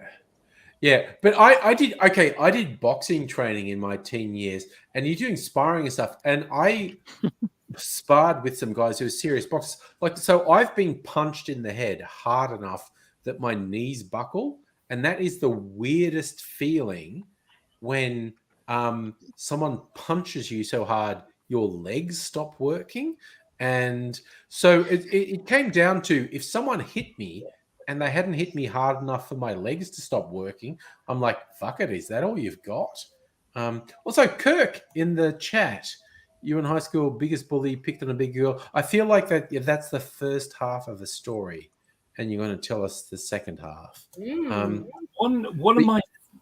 of the really useful things for me when I was younger was I was taller than everybody. Pretty much, not a lot has changed. I'm pretty much taller than everybody. But one of the little techniques that I had, if someone had tried getting me in a fight, was to turn my back, let them pound on me and try and get close and grab me or something like that. And then I would just bend over and lift them off their feet. And it's really hard to do anything when your feet are on the ground, so they just end up sort of floating about. Yes. My superpower is I was shorter than everyone. Now the thing is, I don't like thinking about those things, because those are just like me losing my shit kind of stuff, and I'm a control freak in that regard. I don't like to be out of control. So the reason why I don't, unlike you guys, there's a reason why I don't drink much. It's because I know that I've got a temper, and I don't want to end up in a situation where I've lost my shit and someone's bleeding off from the face on the floor, and I'm being taken away in a police van. So I don't want to get myself respect. those kinds of situations. And it's a bit of a phobia in a way, because when I used to lose my temper as a child, my mum would point a finger and say, "You're just like your father." Because when my dad used to get drunk, he used to beat her up. Which is not good. No, which is one of the main reasons why they divorced, which is a good thing. That's a good thing, yes. Yeah, fortunately, my father's mellowed out a hell of a lot more. That's good. And so, they both married two people that they're devoted to, and that's been great. So, that's the thing. Yeah, I just want to run through Kirk's story. So Kirk, and there's a bully picked on the bigger girl in the year. She spun around, pinned him against the hall doors, smashed him so many times, dropped him to the ground. No one ever picked on her again, and everyone cheered. Kirk, awesome moment, awesome story. Thank you for sharing.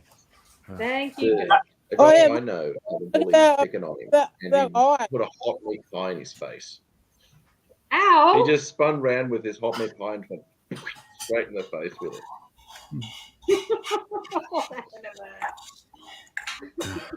What But was yeah, that, Matt? I'm not exactly proud of those old days, you know, because it's me losing my shit, and I don't really like, you know, that's No. almost, it's almost traumatic for me because, you know, it's like I'd get in such a rage and then end up in a corner crying because I was angry at myself for losing my shit, Yeah. you know. I And also understand. Yeah, I know exactly what you mean, Laura. I used to get picked on a lot, but they knew where the line was, so they would go right up to the line. And generally speaking, I only ever got a fight once in each school I went to, and I went to about a dozen schools over my time. Maybe it was 10, because military, you move all over the place. I went to 2 different boarding schools. You know, lived in 3 houses on one base and went to 2 schools because that was when I went from junior to, you know, secondary.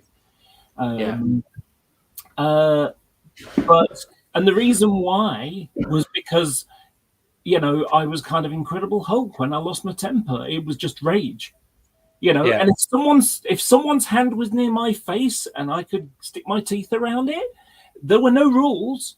Kick you in the balls, bite your hand until you stop hitting me. You know, don't give a shit. You know, there are no rules when it comes to fighting. Yeah. You know, as far as I'm It's the last concerned. person standing. You know, Yeah. boxing, karate, all these things have got special rules. Not in real life. You know, I do what I would do what was necessary to stop it from happening. If somebody And makes the worst one I've ever done, and I think I mentioned it before, was there was this kid at my school called Scott, and he'd been picking on me for months. And it was in woodwork class, and I'm walking through. He's walking one way, and I'm walking the other way towards my table. And he shoulder barged me, and it was like a real pushover kind of, you know, thing. And I went to my table, and the milk boiled over. And I looked at a chisel, and I thought, Oh shit! He is very lucky Damn. because all that happened was I walked back to his table, and he had his back towards me, and I went bam, right between his shoulder blades, his neck area, and I knocked him out cold for about 5 minutes or so. Yeah. And he he never ever spoke to me again. Yeah. Also, I just want to say hi to Safa and Salumi who joined the chat. So yeah. Hello, Safa. Hello. Hi, Salumi. Hello. Now, I want to come down from this because I'm kind of getting angry and remembering Yeah, no, let's do something. Yeah. Mellow. Let's do something mellow. which is ironic, given I'm one of the angry bunch. I'm trying, you know, it's me. I'm getting memories of feeling angry, and I don't really enjoy those parts of my life. So yeah. Let's just cool. talk about something mellow. But Laura, I've got very some- cute dress. Oh, Very thank you. cute dress. Yeah, that's fabulous. I'm glad you turned on your camera. You're looking fabulous today. Well, I was wearing a nightgown before, so I put just I guessed you weren't quite ready for camera on before. Yes. down. And Polka again, dots are so cute. and one of the nice things is that, like I say, I'm comfortable to be here, and all I've done is got up. No makeup, no, you know. I even buy once. Sorry, So what was that, Pat? he's frozen. She's not. He's frozen. Your internet's not I great. even Pat. buy one. No, How do sorry, we know Pat, it's you his keep internet? breaking How up do we and know you're it's not My phone. not him in real life? We're getting lots of great frozen pictures of you, Pat, and hearing half the audio. But Have anyone seen those? Has anyone seen those videos on YouTube? There's people who've done videos of if you lagged in real life. I don't know if okay, anyone's seen some of flipping this. through They're walls and pretty stuff. funny. Yeah. Like this guy goes to dive onto his bed, and then the next thing, you know, he takes a dive to land on the mattress, and then the video cuts. The next thing, he's under the mattress and goes to sit on a chair, and then all of a sudden he's on the floor and the chair's gone. Oop, that's gone. Yeah. Okay, so Tulumi hurts only from seen this. adulting. Oh, damn. Sorry. There's a really funny video out there, which is if internet meetings were real, like Skype meeting was real or whatever, and it's Yeah. like you just get boop, and someone will say who they are or whatever, and and you'll just get people arrive in the middle of someone saying something, and then you'll have like the lag where someone starts saying something and someone else starts saying thing at the same time, and they go, no, you go, no, you go, kind of thing, and then they go to both start at the same time again. Then you get the guy that comes in and keeps coming in. You just get boop, it's Joe, boop, it's Joe, boop, it's Joe, because his connection is just iffy. And so you just get this constant guy turning up. And then you get one where a guy comes in, and next thing you know, it's lagged and the audio's lagged, and so he's actually got a muffled voice because it's not so much the different microphone that's going, but it's the different microphone that's going. It's not picking up things as well, and he just sounds muffled. And to represent that, he's outside in the hallway talking. Yeah. So it's a funny little video. Yeah. There was a fun one Yes, from a few there years ago. I think it was crack.com. It was like, if Google was a guy. And it's just this guy who's behind a desk, and people walk into his office and ask him just really fucked up shit. And he's sitting there going, why do you want to know that? You look at it, if it's on YouTube, look up if Google was a guy. There are some I love very those. funny They're hilarious. Like the kid comes in there and does what kids do. Just Googles a bunch of swear words. Yeah. And Google goes, is that what kids are into these days? Pulls out these documents, and the kid's laughing until he gets handed the documents and looks at them. And then he's just mortified. What's this? If Google was a I guy. love Google. I love that as a non sequitur. On top of everything else we're saying, got a 5.6 kilogram pumpkin for $7.98, and it's like, hell yeah, you were excited. You like pumpkin seeds. Also, I'm excited too because Mrs. Angry will make pumpkin soup with that. Mrs. Angry makes killer fucking soups. I love it when she makes soups. She makes a huge pot of soup. I get it for lunch one day, and then she freezes little sections of it, so she has it for lunches during the week. But my brain is working weird now because it's thinking, wait a minute, that's like October. Yeah, exactly. Us in the Northern Hemisphere, pumpkins, they all come out in October. Yeah. Broke the law. Halloween. Yeah. But not just Halloween. I just mean in general. It's but that's why that's why pumpkins are a Halloween thing, because they were reaching maturity during Halloween. Yeah, and of course, you being on the bottom side of the planet, the seasons are upside down. Although you call them the same seasons we do, which just again, Yeah. So I saw a funny thing today about weird things Americans say to Australians. It's like, because they know the seasons are reversed. So people saying, yeah, I've gotten messages from Americans saying, so what month is it in Australia now? And it's like, it's the fucking same, dude. Yeah, but July is our summer, so you must not be in July because you're in winter. It's like, no, dude, fucking what? Shit. It doesn't do the reputation of Americans any good when they ask dumb questions. No. Does it? But again, you can make anyone look dumb. It's everyone in the world has a nationality or an area of their own country that they think are dumb. And like, okay, this is I saw a video on this today, and it was about in Scandinavia they all fucking hate each other. Like Norway. No, seriously, Norway. Yeah, Sweden, Denmark and Sweden Denmark. really hate each other. Denmark and Sweden particularly. hate each other. And it's ridiculous. But there's this with you. It's jokes. It's basically you go like, okay, so, and I've heard so many variations of this joke. It's kind of like there's and it's three people, and you can.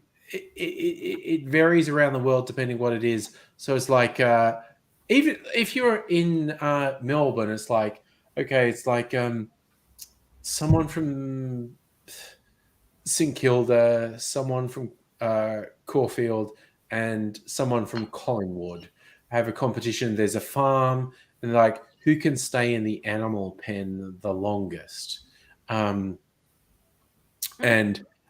so they all go into the animal pen, and after 2 hours, the person from St Kilda comes out and goes, "Oh God, I can't stay in there. The cows in there, the cows and the pigs, they smell so bad. I can't stand it anymore." And half an hour later, the person from Caulfield comes out and goes, "I lasted as long as I could, but the cows and the pigs, they just smell so bad." And so the only one left in there is the person from Collingwood. And half an hour later, the cows and the pigs come out. And it's just like... it's an interesting... It's an interesting good thing fun how... for our international viewers. We had 10 years of the Liberal National Party. Yeah. There's plenty of decades in Australia. Yeah, how does it feel to have a new government? Oh my God, it's such a fucking Good. It's such a So fucking good. relief. I was Just going, to you know, wake up in you the know what? minute Do you know and what the funniest thing about what I just asked and your response is? Yeah. Abigail was almost like falling asleep in the chair, and it's like it's so Yes. good. Yeah, no. Yeah. It's like we wake up Sorry, in the morning some- and go, "I'm not humiliated by my government," and it's just like, Yeah. Yes. It basically, Nothing wakes me up like politics. So. yeah. I just sort of love the idea of like, is she dead? You know, Oh, I'm how so well, tired right now. You know, no. It's the kind of joke of like you're on the ground. People are thinking, is she dead? And you just say, what about the? You know, what do you feel about the new government? I'm fine. Yeah. I'm fine. there is actually a meme about that with after a big war and all these people lying on the ground and the two soldiers saying, "Are they all dead?" And they go, "I'm Yes. not sure."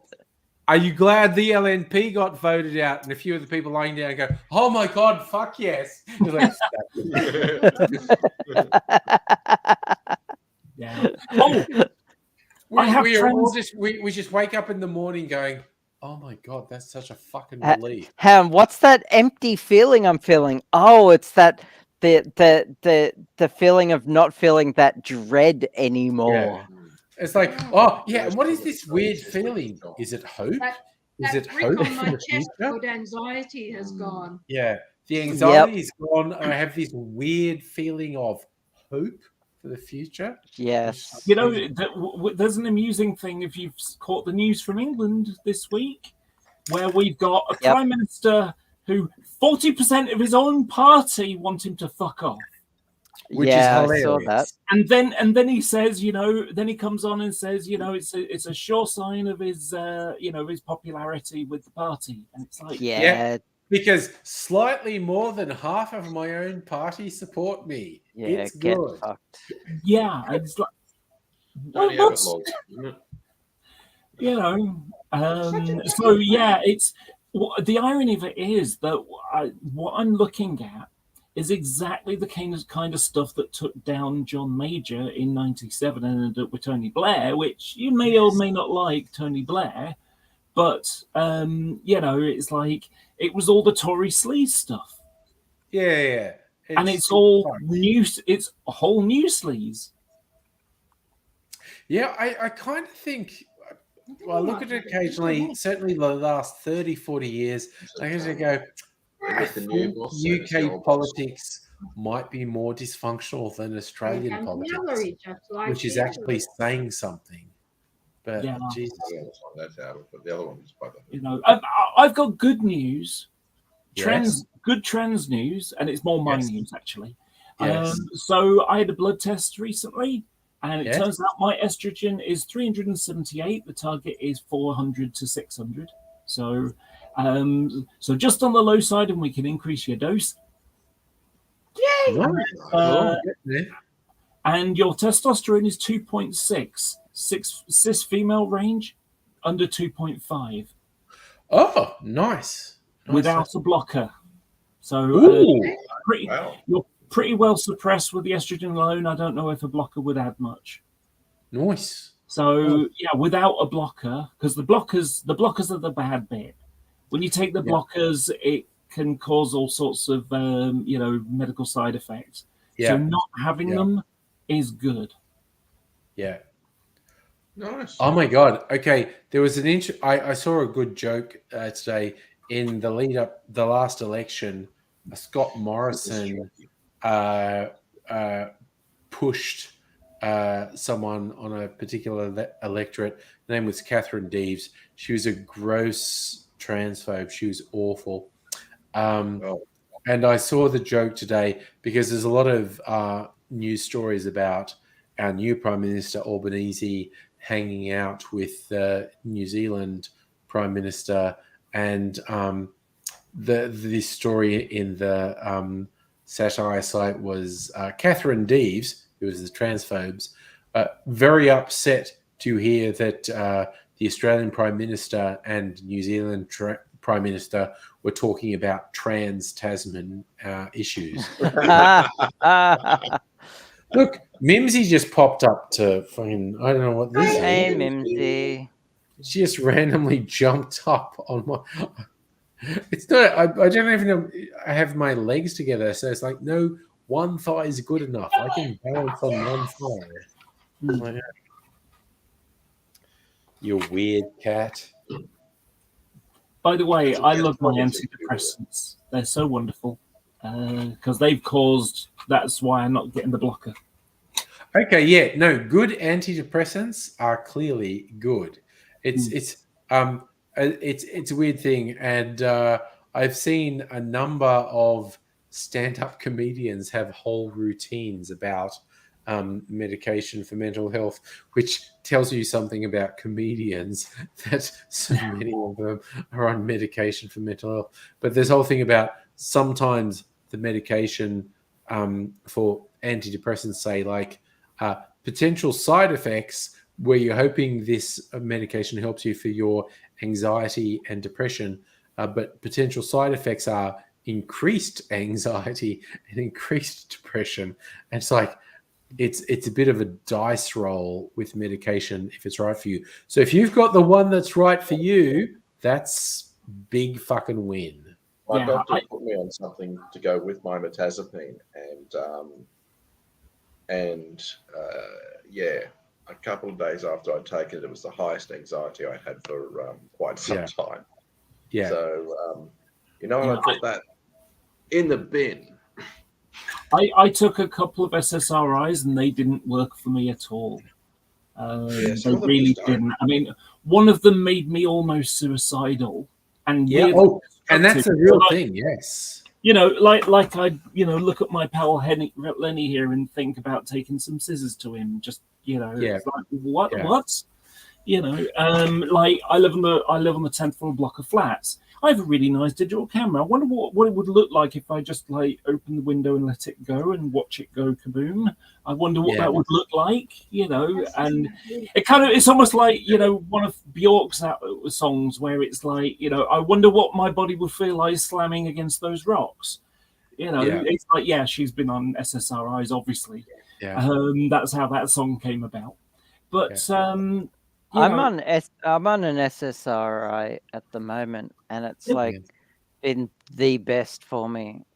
Yeah, when you find the right one, it's just That's what it comes down to. Yeah, and that was it. I went through a couple, and one of them, you're talking about the sort of opposite side effects. I had one that just like confused the hell out of me because it's like you look at it and you think, okay, that makes no sense at all. So it was saying you could have insomnia and drowsiness. It's like, what the hell does that mean? How can you have the two opposite things? You know what? Except for that you can have both. Literally a thing, yeah. Yeah, you can have both at the same time. You can be utterly exhausted, but when you try and go into bed, your brain doesn't turn off. Yeah. And it's like fucking wild. And so antidepressants can cause depression. Anti-anxiety meds can cause anxiety. So I had that, and then what happened was I ended up having to take a sleeping tablet to help me actually get to sleep at all. But if I took the whole tablet, unless I got, sort of like 16 hours of sleep a day, I felt like garbage. So I ended up having to chop it in half and have like a little tiny, piece of a tablet, which was the only way I could actually function. And even then it was awful. Yep. No, it's really complex. Yeah. And there's another element that so I know someone who's a lunatic basically. And so do I. His name's 80. Sorry. No, she's like, just I don't even want to go into it. Let's just I get where you're coming from. Yeah, she's a fat slob. She doesn't look after her children. To the point that they're peeing on the floor. In the bedroom and stuff. Wow. It's like, she's just a human being that's fallen apart, and there's no hope for a type level. No, not good. And the problem is she's got borderline personality disorder. Sometimes she's got a personality, the rest of the time she's just fucking arsehole. Which is 90% of it. And that's a very cruel representation of. No, I I'm not. I'm not sort of saying that it's not. I'll talk about an ex of mine who had BPD, and when you suffer the negative side effects of someone who is genuinely suffering, you don't empathize with the condition they have. I get it. I get that. They are fucking with me, and fuck them. And but I also suffered with borderline personality disorder, and I have a number. I recall just being that person, and I lost friends, and I had no idea why, and drama just always followed me, and I had no idea why, and it was just. It was therapy and medication later that I pulled it all together. So, I have a bit more. I guess it means I have a bit more empathy for people who have it. But also, you also have to take responsibility for your actions. It doesn't excuse you for that. Again, it's quite complex. I think that's exactly how it kind of leads to, that. The problem is that she doesn't take responsibility for her actions ever. And blames everybody else for the problems that she has. More cluster B personality traits on top of borderline. Yeah. And again, I'm going to throw in because it was weird. And it's actually quite a long time ago, but I got involved with someone who had complex PTSD, also known as borderline personality disorder, but it was not diagnosed at the time. But after the fact, when I got diagnosed, I was like, okay, that explains shit. Okay, fuck her because of what she did to me. But then I have friends, people who I love and care for, who are also dealing with complex PTSD. And I was like, and so it was like a learning spectrum for me. It's like, oh, this person was fucking me up and I didn't know why. And after the fact, I found out she almost definitely had complex PTSD, also known as borderline personality disorder. It's like, okay, now I feel vindicated. And that was the first step. I felt vindicated. It wasn't me, it was her. But then there's people I like and care for who also have complex PTSD. And I'm like, oh, so it's not just fuck her. It's like, no, it's a difficult thing. It's a complex thing. And it's awful. And it's like, it's a growing thing. I feel like I've grown in the last, when I learned about these things, So Kirk in the chat, he's doing psilocybin. I don't know what that's like, man. I just... and not for everyone, but it worked for you. Dude, I know. Dear. I would have no idea what that would be like. Yeah. I just want to mention though. Also, yes, Salome, absolutely, it's spot on. Yeah. I just want to mention that Shani, the person I was talking about, So she got some antidepressants and they didn't work for her. And rather than, accept that, okay, you try a different one, she basically just went into, oh, they're all rubbish, therefore I shouldn't take them. Yeah. Mm. And she's like, she's a weird conspiracy nut. I mean, at one point she's, she claimed that people had stolen her cat. And the reality was that the cat just didn't come back home one day or for a couple of days. Because maybe they found people that didn't live in shit. I mean, basically what I'm trying to say is when the cat litter's tray's full, the cat goes somewhere else. Yeah. Yes. And her home is basically like a cat litter tray. It's very unfortunate when a person's life, deteriorates to that point where they're Not because functioning at Yeah, all. because of their mental illness, they can't better themselves. They can't accept help, and they can't climb out of that because they do tend to lose support around them. They get judged. It's really unfortunate. Her children, are they still with her, or have they been taken? Yeah. They've been taken? No, they're still with her. They should be taken. Yeah. Okay, that's squalor. Yeah, but then Liam Neeson will come along and get them back. Fucking Liam. He's just like, he's such a meddler. So I know. I'm going to give you a brief version, story about Shani. So Shani is one of these fundamentalist Christian people that you'd interact with on the internet kind of thing in my little corner of the world that I used to chat about and stuff, But you've got G-Man and a bunch of other people, and they hate the atheists. And, so any way to be shitty to the atheists is perfectly acceptable. But Shani aligns with their form of Christianity, the evangelical style. And so what would happen is, they would be just completely shitty, and she would basically snap and think, wait a minute, the Bible says we shouldn't be, bearing false witness and stuff like that. So I need to, I call out my friends to say, look, guys, you're really not, you shouldn't be doing this. And for them, it's a my way or the highway attitude. So, we're rejecting you. You're not a proper Christian type thing. And so she'd have no friends. So she'd end up being pally with the atheists who were nice and reasonable people. They just didn't align with her belief system. And so, but then what would happen is the bungee cord to her Bible should be moving away from it a bit. And the bungee cord would basically snap and slap her in the head with the Bible and say, no, I shouldn't be hanging around with these heathens. I should be hanging around with the Christians. And so she'd then, just dump the atheists and the nice Christians and go back crawling to them. So what happened was so me and a friend befriended her, okay, and try effectively.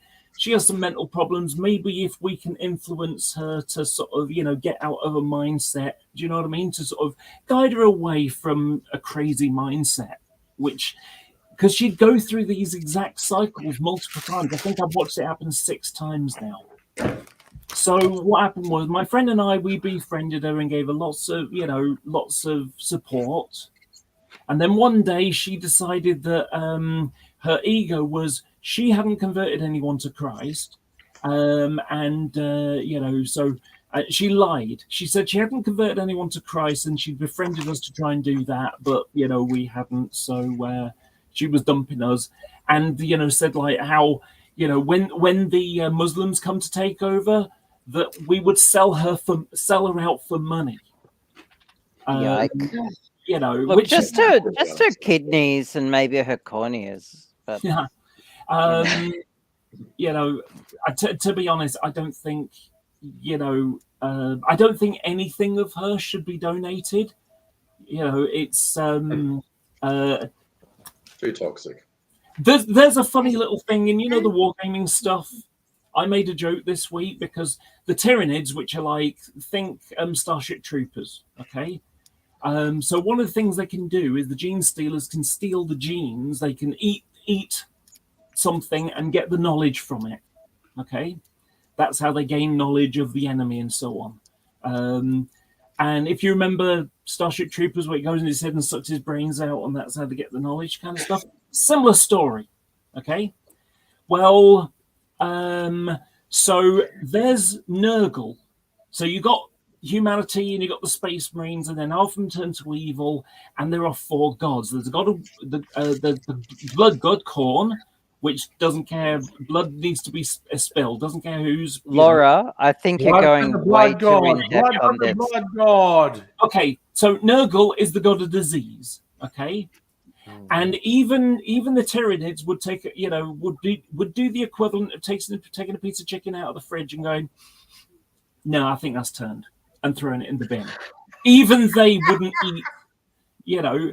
And so with that analogy, even the Tyranids would take a sniff at Shelly and go, no, I think I'll put that in the bin. I won't bother with that one. Fair enough. So yeah, it's you know, so yeah, she rejected us because she needed to be, you know, in order to suck up with the evangelical people that she aligned with, you know, in the spiritual sense, she needed to throw us under the bus to do it. If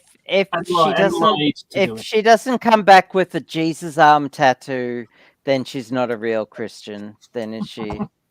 So true. Have you ever seen those memes where it's someone who's The Jesus? That's the Jesus arm tattoo.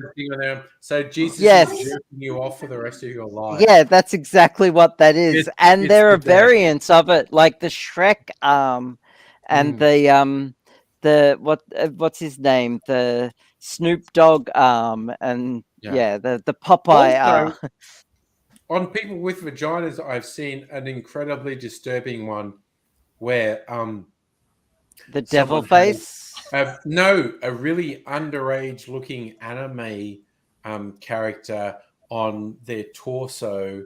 So it looks like someone's fucking a really underage. It's probably the worst thing I have ever seen. It's probably the worst I thing I've need ever to seen. see this out of morbid curiosity. No, again, And, probably on fucking Lee, Discord. I was not actually serious. That No, it's this like is- this is the one possibly true the worst- Scotsman fallacy. This is I possibly was the making a worst joke. thing I've ever seen. Someone with a vagina with this thing tattooed on their torso of a very underage. It's fucked. It's just absolutely, and I can tell Dr. Abigail's now going on Google trying to find. Yeah.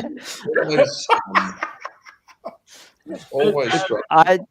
Look, if you're not going to share it, then I'm just No. going to have to. No, and this is like a throwback to me from the 90s in chat groups with friends. Oh, just Yeah. look, there are so many awesome tattoos and vaginas on my screen right now, but I'm not saying. Oh, gee. that's not- I feel like I just you found it. just found That's it. I not feel like nice. you just found Go it. Google some. That's not a nice way to I describe just- your friends.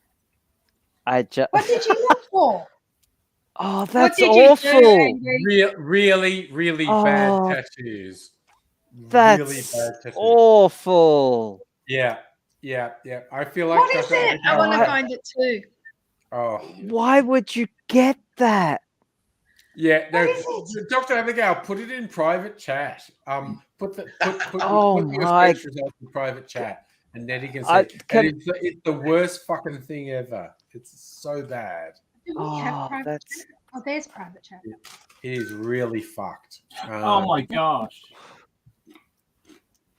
Why? Oh. Why? Oh, that's as wrong as it gets. Why? yeah. Yeah, no, that's it. That is okay. So That is okay, thank actively you. promoting That's actually a mild thing.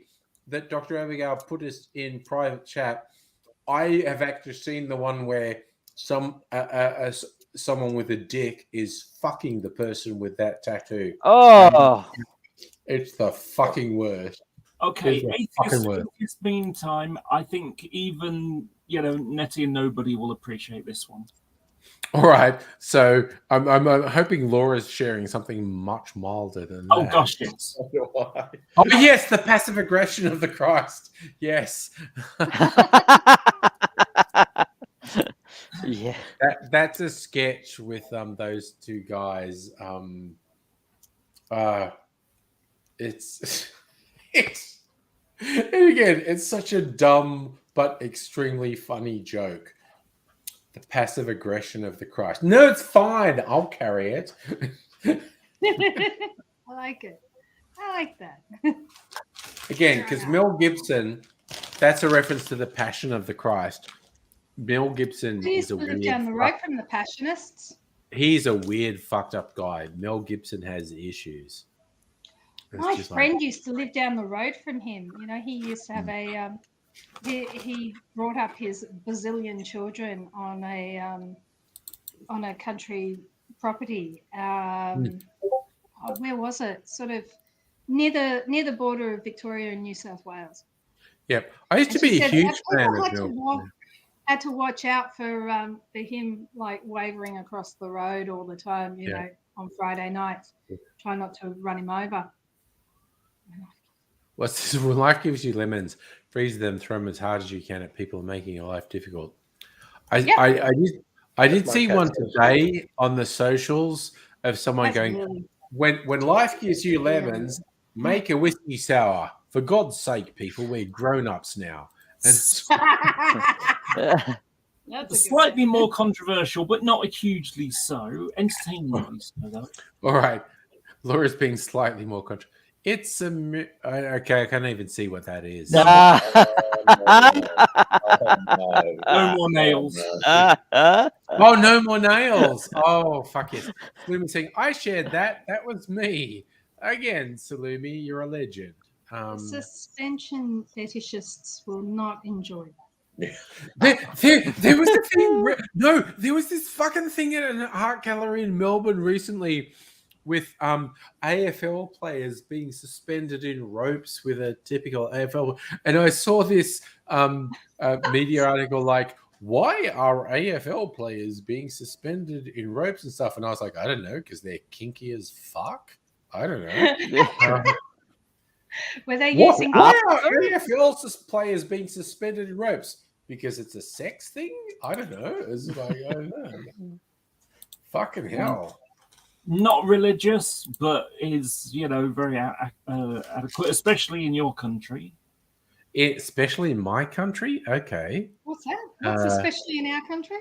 Only in America we accept predictions from a rodent, but deny climate change from. Oh yeah. Groundhog Day.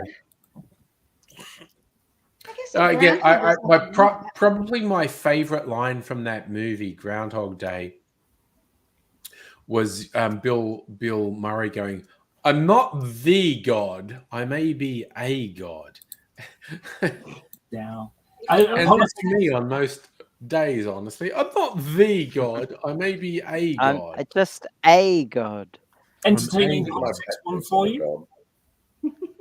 Oh yes, Rick Astley, never going to give you up. Yeah, Yes. Yes. We don't need to share any more memes though. Okay. Now, though. It's kind of like with Rick Astley when you're trying to borrow his disc collection of Pixar movies. You're fine up to a certain point, but he's never going to give you up. Okay, I've got one last one for you, and it's it's completely off from everything else. Here we go. What's that? If you take games, oh, yeah, I've seen this one. Yeah, I've seen a few variants of that. Cats sitting on lights and whatnot, and Yeah. they appear to be. Yeah, They or in definitely appear to sunbeams. be offering Yep. you a side quest. Lee dressed up as a walrus with a Paul name tag. He is the walrus. Cuckoo Cuckoo. I was about to say, Although if anyone ever John asked Lennon, you- that was John Lennon, not Paul McCartney. Did you just say cuckoo cuckoo? Yeah. Yes. I am the Eggman. That was in a John Waters film with Divine. The Eggman was Yeah. one of the really You know the fucking- story behind that song is that they got so sick of everyone overanalyzing the lyrics to their songs that they just made up the most Yeah. ridiculous song they could think Oh. of and released it, and people tried to overanalyze it and couldn't. Yeah. And also because they were taking hallucinogens. So it's like Well, Which that one too, band but was that? that helped. Jesus. The Beatles. Yeah. I thought you were talking about They Might Be Giants. don't No. let's start, Nettie. Don't let's start. This is the worst part. Okay. I kind of find myself, I don't use what's the dominant music streaming service? Spotify. Spotify. I don't use it. Also, the head of Spotify needs to be executed in the public square, as far as I'm concerned. He is a fucking abomination. For my streaming music, I do YouTube music simply because I bought YouTube Plus to not get ads on YouTube, and as a bonus, it gave me YouTube Music. And so at the end of the year, everyone's posting their Spotify says this is what you listen to this year. So all the other streaming services are also RANs, but they also did it. And I use YouTube Music, and they did a thing. They said, this is what you listen to. And of my top 5 artists, there was only one who was less than 20 years old. It was like, yay, Amy Shark saved me from just being an old person. So And, this is my desk. Oh, that's not mine. no, that's Nettie. Oh, yes. No. Sorry, I don't know. You're blocking out the joke there, Nettie, with how your screen's set up. But yeah, no, Nettie's in Facebook jail apparently. No, I was once. So Okay. I'm sharing Let me my try this screen, again. this is just my desktop. Okay, that's my background Which is screen. nice. Oh, This that's is one of the 4 monitors, but you can see how old school I am down here. That Winamp Winamp. is It my, really kicks the Oh. llama's ass. yeah. Holy shit, Winamp. I'm Shit. still using Winamp. Winamp? Does that still exist? Yeah, That still exists. I mean, there's So- no updates, there's no changes to it, and like I'm one of only like 25 people who still use it, probably. But it works. Shalumi was in the top 0.5% of Hosier listeners, which is I neat. don't know what that is. Yeah. Hosier is an Irish recording artist. He's quite good. Yeah. The thing about it, when it comes to Winamp, look, I don't need Windows Media Player or Spotify or any of these things to go looking for the picture of the album of the song that I'm playing on my computer. There's Nettie sharing that meme without something actually blocking the joke. Because again, for your reference, Laura, lettuce is proving so expensive and so hard to get here. Some of the fast food chains are substituting cabbage for lettuce. And so lettuce is now such a cash crop. Drug dealers are growing lettuce instead of marijuana. So is that actually true, or is that just no? It's a joke. Part of the joke. The other joke I saw, because that's a don't laugh at my aspiness, please. Yeah, there was another one I saw that was like a Commonwealth Bank one of, instead of guide to buying your first home, it was like guide for young people on buying your first lettuce. That meme actually came out from the Hills in New South Wales, the Hills Police Station. Yeah. Now, there's an amusing thing that happened with the whole politics and Boris this week, which was, the justification for keeping the guy was look how well he did with COVID. And well, yeah, basically they COVID, so the response to COVID. So What, Boris? yeah. Well, it was Boris's. Kidding, right? It was Boris's leadership that enabled it to all My work ass. so well, and of course, yeah, sure, we can say he was the guy in charge. They had, they got the right people who had knowledge of shit, doing the stuff, unlike Trump. But it's like they got the the main science and medical guide to sort of oversee it, because that's what he does, and had sort of the NHS go into action and do what they do best, which is supply stuff and find a sort of like, okay, we need to get the vaccine, we need to get it in people's arms, how are we going to do that, and have a system to sort of contact you or fuck it up more.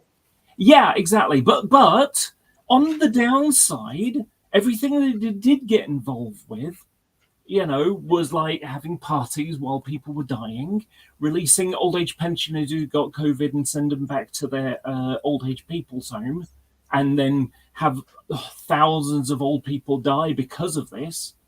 Give PPE contracts to buddies, and stuff like that. I mean, holy shit! Might as well give it to drug dealers. They would have made less, more of a profit. Just like the drug dealers could have just gone into buying PPE and made a better profit.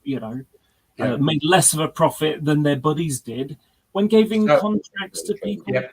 I'm saying Night Tradie Trev. He's been trying to match us drink for drink, and he's too smashed. He's heading out. Another night, long and prosper. So yeah, like I say, giving PPE contracts to his buddies or his, minister's buddies who had no experience with PPE of any kind, and like managed to get stuff that was out of its sell-by date, so to speak, and all those sorts of things. It just, yeah. But other than that, they did a great job.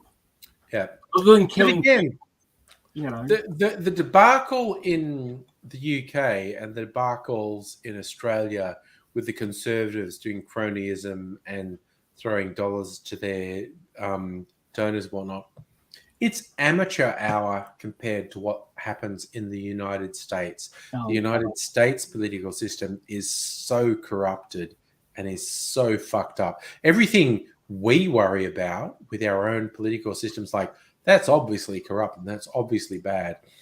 It's amateur hour compared to the fucking shit that goes on in America.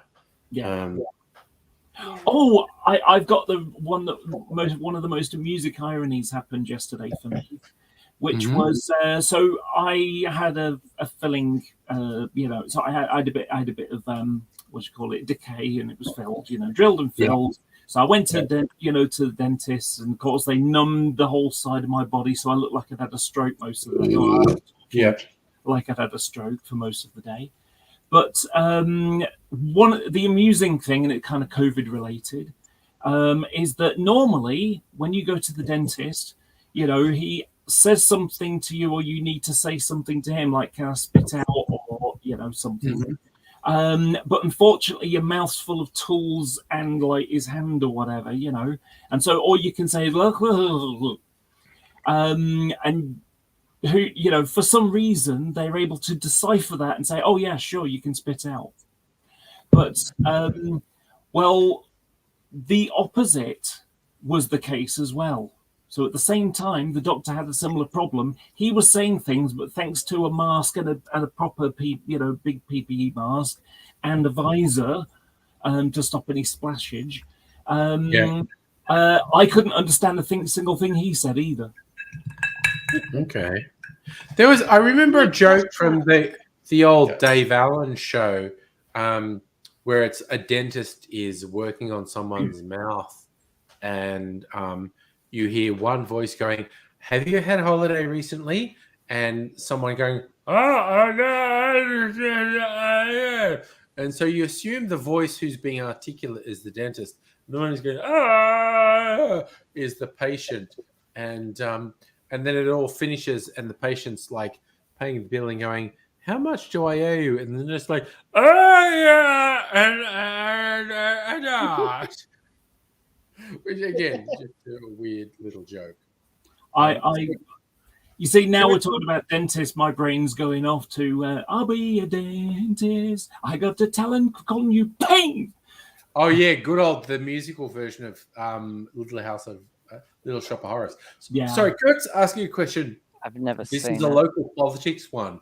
In the ACT, they're talking about decriminalising small amounts of hard drugs, which is very interesting because criminalisation, prohibition simply doesn't work.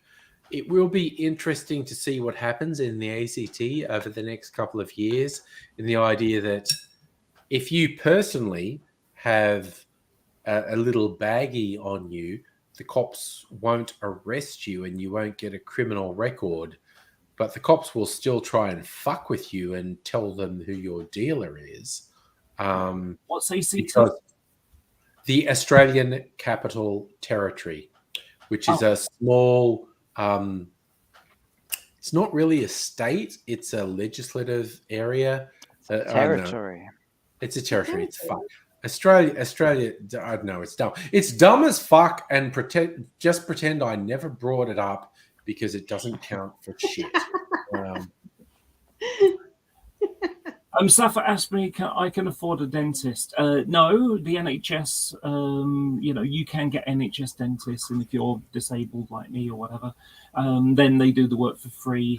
However, for getting an NHS, getting a dentist who offers NHS patients is really hard. Yeah, getting public health covered dentists in Australia is a waiting list of a couple of years. Ask Aidsy. He got his false teeth much sooner because they said it'll either take you 3 years to wait for false teeth, unless you want a student to do it, then we'll do it next week. And Aisy's like, yeah, fuck it. I will let a student just fuck with my head. And but do you know something? Believe it or not, that's actually not a bad thing because the students. It's a good thing. Yeah, well, it's not, it's like, oh, they're inept and haven't got the ability. No, they're learning the ability, and of course, they're overseen by people. So it's not like it's not like I've got an idea for an experiment type territory here. There's an oversight element, and let's just hope. Let's hope they are really given proper oversight. As far as I'm aware, they are the students. But the point I'm trying to say is that if you've got a young doctor, a young GP, they've only been out of medical school for a couple of years or whatever, and so they will have recent knowledge, as opposed to the guy who's in his 50s. That it's a bit like it's a bit like someone who drives a car. When you get someone who's in their 20s, whatever. Yeah, So some of the old ones. When you've got a young driver will have read the highway code recently, whereas an old driver probably read it in 1978 when they passed their test. Yes, the young driver knows what laws they're breaking. Yeah. So okay, so I'm going to throw in Kirk's asking with regards to the ACT decriminalising some hard drugs. How's it decriminalised in one particular? It's just because law enforcement on a day-to-day basis is state police. So although there's theoretically a federal police force, which is like the FBI in the US, law enforcement on a day-to-day basis is done at the state level in Australia. So if a state says, hey, coppers, you are no longer going to arrest someone if they are in possession of a small amount of a hard drug. It's that simple. It's just law enforcement is at the state level, which is so super weird. So if you cross a state border, something you did in one state might be illegal, but you cross a state border and it's legal in the state you crossed into. It's just weird. I think I should enforce it because I think the idea of law enforcement sounds like a really good thing to me. Laura, you could be a Laura I like enforcement officer. I like I that. like that. Law enforcement. It just Laura enforcement. Yeah, no, Law I get it. enforcement sounds better than law enforcement. in Yeah, my I would I like actually start. I would start with phone drivers and speeders. I think those are the two places I would need to Yeah. start with, because it's amazing. You know the insomnia riddle, the one Yeah. of like if a tree falls in the forest and no one's there, does it make a sound? Yeah. There's a motoring equivalent. If I break the law and there isn't a police officer there to see me doing it, is it really a crime? Yeah. know, No, it's seems only to a be the crime, it's only a mentality. crime if you get caught. It's only a crime if you get caught. Yeah. The thing that kind of bothers me with road rural enforcement is they focus on what they can make stick. Yeah, Not- absolutely. No, it's nothing to do with how important it is. Like, for example, speed cameras on the highway.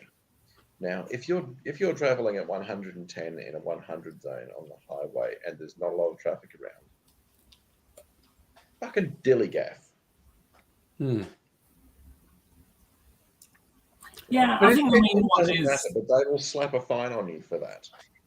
Meanwhile, a driver who is actually not reaching the speed limit because there is congested traffic, but they're weaving between cars, cutting other motorists off. Nothing happens to them unless they crash.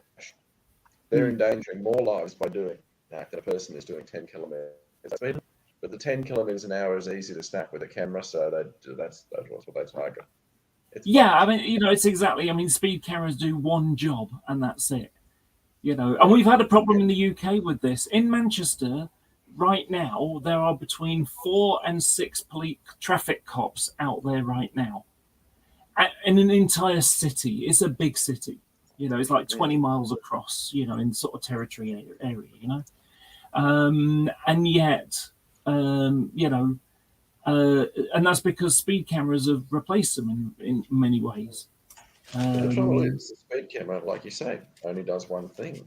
There's a whole lot of, and see, I don't know how it is in the UK, but around where I'm from, at least, in the Brisbane area, the coppers. I have seen people make illegal road manoeuvres in front of police cars. Yeah. The cops do not bother with them because they don't want to pull a driver over and not be able to find them for something. No one got hurt. The paperwork's too bloody takes ages, and I've got another thing I need to be doing right now. That's probably the argument there. I saw somebody drive onto the wrong side of the road in front of a police car and nothing happened to it. Yeah. That is fucked. Yeah. The one that really worries me the most is, so I watch the Greater Manchester Police's traffic unit, or there's a couple of guys that share a Twitter stream, and so remember, there are only between 4 and 6 traffic cops on the street at any given time. Okay, and every single day that those guys are tweeting, they catch at least one drink driver. Pretty significant. If they've only got between 4 and 6 and they're catching at least one a day, imagine how many people are doing it every day right now. That is quite alarming. How many, let's just think about where you live right now. Probably someone 5 minutes ago stepped out of a bar after having, 4, 6 pints, whatever, and just got in their car and then they're driving home. That's scary. It is terrifying. And as a vulnerable road user, a cyclist, that's that kind of inattention is what worries me the most. Yeah. And there are numerous instances where cyclists, pedestrian, a kid have been run over by someone like that, and then they've done it. It's been a hit and run because they've driven home because they knew that they get breathalyzed and end up going to jail. Well, it's not even going to jail territory. Which is it's a psychopathic act when you think about it. I mean, it's got absolutely zero empathy. It's just, I'm going to get into more trouble for this. So never mind the fact that I've just fucked someone up. I'm going It's to like leave. it's like what was said earlier. It's about the lack of taking responsibility for your actions. Yeah, and there's not too many excuses that I can come up with for doing that. In fact, I can't really come up with any on the spot. Like when there's mental health, mental illness involved, there is a reason why somebody might do something that on the face of it looks pretty fucked. Yeah. Like I've got a friend with DID. So, when her relatives come out, she can become a bit rough. Mm. But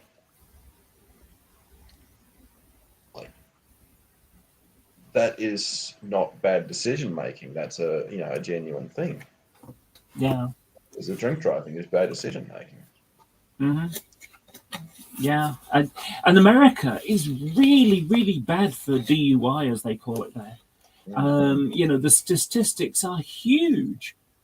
It's like 100,000 Americans die a year from DUI, or something like that. It might be 10,000. Either way, it's a huge amount. And the reason is because when you live in America, unlike here, there are like, I can go to 4 pubs within like a 2-3 minute walking time of where I live. Whereas in America, to go to a bar, you've got to get in your car and go somewhere. Safa, why didn't you ever get a driver car license? Cars are expensive, and I live in a city, and public transport is easy. So I can either ride my bike somewhere, or I can walk down the road a little bit and get a tram. There's a bus stop right outside, two routes that go into the city, and there's 2 train stations, within half a mile or whatever, as well. So I have plenty of ways, and if I want to go any real distance, I can get on a train. There's only one reason that I can think of that having being able to drive would be good. And that is, I'd like to make a model railway layout that I can exhibit at a show. And it's a bit hard to be able to transport, like a 12-foot layout or whatever, 4 meter long. It's always the edge cases like that. Yeah. Yeah. Like I sold my car when I moved in here. So close to the city. Tram line right outside my house. Got sick of parking fines. Cars are expensive. Petrol's expensive. Yeah, parking is expensive. We don't have trams in Brisbane. Yeah, it boggles my mind sometimes when I see people drive the 5 miles from here to Manchester, or they'll drive a quarter of a mile to go to the shop and buy, just to buy a loaf of bread and a bottle of milk or something, And it's like, yep. I've got a bicycle that can do that. It's more efficient. It barely costs anything. I get about like 600 miles to the gallon on it, Also, so to add to Safa, I had a 1996 EL Falcon that was very thirsty. All right, EL Falcon, Jesus. I mean, it was a great car. It was the last of the E models before the A. Before the A models came out, and but damn, it was thirsty, and it cost me like $70 15 years ago to fill the tank up, and I'd have to do that every week. My car has a 74 liter tank. Yep. Yeah. Yeah, this had a something like that, 50 to 70 liter tank. Yeah. All I'm thinking of now is from Mad Max 2. After the V8 Interceptors. Oh, I see. Blow it up. I see Angry's at repeating himself level of drunk. Oh, fuck yes. Absolutely. I'm absolutely at repeat myself drunk. By the way, I've never. I don't remember having a model of a car, but you know, I have got models of trains, and this is my new one that arrived in the post. Cool. Nice. So There we my car go. had a Train 5 time. point. My car had a 5.1 liter six cylinder engine, Oof. and it was just like Fucking huge. such a great car. And Oh, I bought it secondhand. It was sitting in the car lot at that giant car secondhand car lot in Ringwood. What's it called? know. Car I know City. That's the one. Car City. Yes. Yes, it was like the dealer had all but given up on selling it, and I have no idea why, because it was in perfect condition, had no accidents, had just done a lot of country miles. That's all, Okay. and Well, that's nothing. and- Country miles don't count. yeah, I know, right? So City miles count. I picked it up for like half the price they originally wanted to sell it for. Mm. And it just was amazing, and it was just a great car. It cost a lot in petrol, that's all. You know, funnily enough, my model train thing, this probably cost as much as it would cost to fill a car up these days. You know, this was like £200. Best part of £200, Jesus 196. Christ. Okay. Yeah, but the thing is, I didn't buy one; I bought two. Well, So- my new keyboard with the Yeah. rainbow. Oh my God. Yeah. How much? I never asked how much Was was that two- keyboard. This was $200. Yeah. Jesus. Australian. Okay. But the thing is, you'll get a lot of mileage out of it by comparison Yes. to the fuel. You know. Yeah. Well, I mean, it's a mechanical keyboard, and it's just like such a pleasure to type with. Yeah. Do you want to know a really interesting statistic? Yes. There Is are- it about trains? Yeah, it's real. The real version of this do about 2.5 million miles a year, Yeah. and Okay. you know they're like. Hang on, Laura, you promised us an interesting statistic. Fair enough. That's just a statistic. Jesus, sissy. Oh dear. Oh dear. Yeah. Sorry, in cars, like my car, my car is like a little Holden Cruise hatchback, but it's turbocharged. Which Yours is super- like a rally model. It is. It's super fun because Yeah. it's this little hatchback, and I'll sit at traffic lights with some fuckhead who's in a large car that's a V8 and has an engine. The engine alone is the size of my fucking car. But because my car's turbocharged, I'll just sit next to, and I will take them at the lights, and they will get super fucking frustrated when this little thing that they thought was just a pissy little hatchback just fucking takes them from a standing start. Yeah. And I'm like, fucking Will it- suck it, bitches. And Nobody. That is a Yank tank. that's a gangster car. That's a huge. Chrysler. No, that's a Chrysler. That's Yeah. what I think mafia people drive. Nettie very much appreciated being chauffeured around in it when she came to Queensland. Yeah, Mhm. no, that's a Chrysler. I assume But mafia that people features drive. a 5.7 litre V8 engine. See, I've only got a Oh, 4-cylinder, but it's damn. turbocharged, and But so I Yes, fucking take it'll- people in much bigger cars. That Chrysler, the thing that's really good about it is it will run on 4 cylinders. It will shut Okay. down 4 Oh yeah, cylinders. they actually have electronic control of how many cylinders they're running on. And on the roads, it will cruise at better mileage than a 6 Yeah. until you put your foot down. And Yeah. you know the 340 horsepower Yeah. come into play, and you go, oh, there Yeah. it is. Again, I bought my current car new 6 or 7 years ago, and I swear to God, the person in the dealership, when they said, "Oh, you might like this one, let's go for a test drive," and it was this turbocharged little hatchback, and and then they were basically like, just floor it. And I was on a highway, and I just punched it, and it just went poof. And I went, oh my god, this is fucking awesome.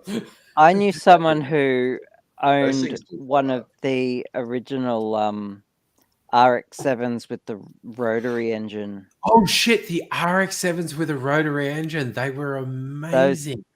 Those would just take off. But the Yes. engine, like it was small. It was like a little dog. It was small and would just like bark. Small but It was spicy. so Small but loud. spicy. It was just Yeah. it reminded me of a Chihuahua so much. They were It was tremendously loud and yappy of an engine. Yeah. This, they really this were. rotary engine. Yep. Well, you know why? You were Because saying no about sooner is the ignition gone off and the rotors come around, as the exhaust ports open and out it fucking goes. Yep. you were saying about it being a hatchback and leaving some big car in your wake. I've had similar, and them getting angry about it. Yes, they don't like it. I've had a similar kind of thing because a bicycle, my power to weight ratio is really quite good. And Mhm. so my 0 to 8 miles an hour is faster than any car. Yes, that is I a true think- fact. I So there's the musing time where you've got like pedestrian crossing, and they're inching. They're creeping forward, they're inching, so that as soon as they take the foot off the clutch, jump, they'll be able to go, kind of thing. Yeah. There I am, and I'm stopped, and my leg is there ready on the power. And then the lights will change, and then I can just stick my foot down and go, and there's a set of traffic lights behind right after. So you got like maybe 3 car distances between the pedestrian crossing and the traffic lights beyond it. And they were like, they're inching because they want to get to the red light. I mean, it's like they're so impatient. They, and there's another thing on cycling thing, MGIF must get in front. And so you overtake the cyclist, to overtake, to stop at the traffic lights, at which point I go on the inside and move to the bike box at the front again. Yeah. It's like, why are you wasting your time? Why, Yeah. that inching thing? And inching Well, in the scares case- the hell out of me sometimes as well. In the case of the car, the photo of which I just shared before, there is one motivation: the soundtrack. You want When the you put sound. your foot down, the sound of that V8 roaring to life is Yes. very nice. Yeah. There Yeah. are plenty more And, efficient my- cars, but it does sound good, doesn't it? Yeah, no, there's the sound of a V8, which is a whole thing. Yeah, but again, I think isn't Yeah, the I would probably bicycle take that thing, but Yeah. I'd still enjoy my soundtrack when I'm driving it. isn't a bicycle the most efficient? I feel like I read this somewhere. The bicycle is the most efficient machine humans have ever made in terms of the energy that goes into it and the output of it. A bicycle is the most efficient machine humans have ever made because cars use an enormous amount of energy to produce the output they have, whereas a bicycle is literally only the input of a human pushing. And so I think bicycles And remain like the most efficient machine like humans have ever like made. a very high percentage of that engine energy gets translated directly to the wheel to Yeah. push you Speak forward. the truth. Yeah. So, like in the, Toyota's working on an engine. I think it's like 60% efficiency in a car or something like that. 40% is the best you can hope for. You'd be lucky if it was 60. I don't think it would be 60% with the car. 60% is what goes out in heat. Right. Okay. Yeah, a really efficient combustion engine is about 40% thermal efficiency. Yeah. Toyota's actually working on something. Their hybrids will be 41%, and that's considered really advanced. Ah, right. Okay. I've obviously got the numbers wrong then. Maybe I read. Maybe it was Well, in. yeah, the number is right. It's Maybe not I read wrong. 60% inefficient. I don't know. Yeah, But well, see, that's about it. 40% thermal efficiency is considered very good, which is just disgusting when you think about it. But You know, all I mean, of that I mean, even burns into the modern heat. battery cars, a lot of torque, but they're not really that efficient because it's trying to move something, you know, and it's Well, the you know. problem is the energy storage with the batteries. Yeah. But I think that will get better. Oh yeah, yeah. I mean, you know, it's just to use an analogy, speaker technology has increased massively thanks to Yeah. mobile phones and wanting to be able to like listen to your favorite song on the train So and true. annoy all the other passengers. Yeah. Yeah. Yeah. Yeah, there's only two cars I've particularly ever really wanted, and this is one of them, and the other one's a Volkswagen Beetle in yellow, and that's a Porsche 924. And those two vehicles, that was Cliff Jumper and Bumblebee, was the Volkswagen. Yeah. Okay. Okay. My car is far more modest. It's an old 1991 station wagon. Right. Oh wow. Okay. To be honest, that Porsche isn't very good. It's a budget Porsche with like a Fiat engine in it or something. Dr. Abigail. I need to go. That's I'm fair. falling unconscious. I feel I'm like so you've tired. survived. You survived I've an hour or two longer than I expected you to. I've survived 3 hours longer than I thought I would. I do have a way to wake you Yeah. up. You know, what do you think about having a new government? It's just a relief. Good. Okay, sleep now. Good Yeah, night. sleep, Abigail. Amy. Good night. Good Is- night, is it- everyone. Love you. Sweet dreams. Nettie and nobody, if you want to do crepes tomorrow, hit me up. All right. That sounds pretty good. That We'll would see be what we that do. would be awesome. Okay. Later, everyone. Not at all. No, Bye. And yes, Salumi, it was fun that for Pride Month we got the confirmation Gay Pirate Show would get at least a second season. For anyone who doesn't know what that is, it's a series called Our Flag Means Death, which was hilarious. It's a Taika Waititi show, and he started from the idea where he read somewhere that Blackbeard, the most famous pirate, crossed paths with someone known as the Gentleman Pirate. And at that point, Taika Waititi refused to read any actual history and completely made up a story of who the Gentleman Pirate was and what the interaction between the Gentleman Pirate, Stede Bonnet, and Blackbeard, Edward Teach, was. And it's a very funny series. Everyone has their own interpretation of it.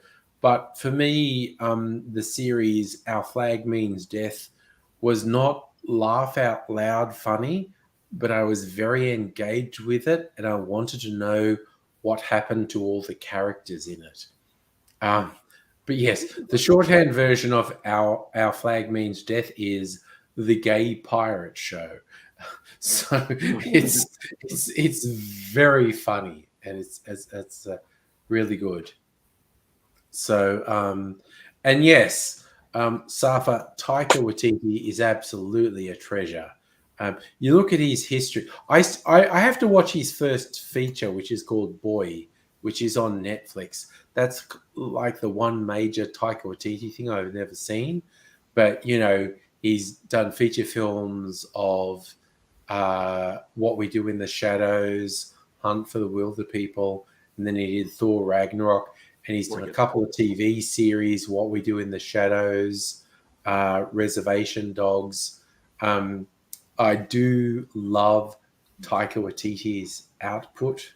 We'll see. So was it Salumi? Based on when season 1 was filmed and released, we're expecting filming in October. Yeah, so another year till.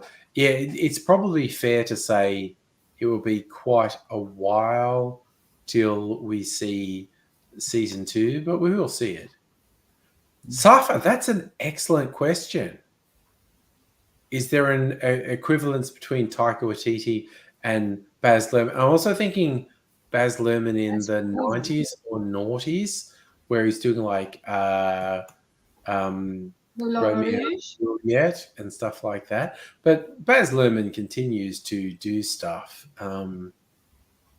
Yes, I love that. All caps from Salumi.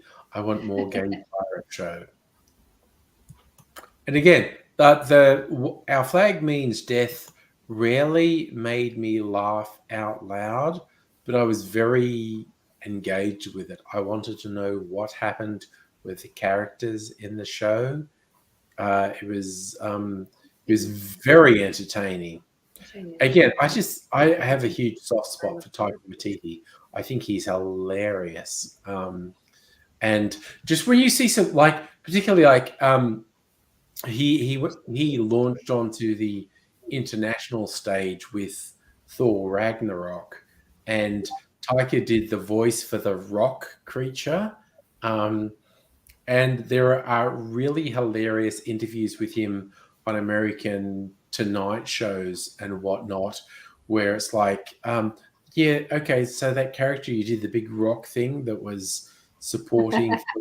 They go, where did that come from? And Taika's like, oh no, that's bouncers. That's a Maori bouncer at nightclubs who just goes, oh, I don't know, sir. I don't think there's anything for you in here tonight.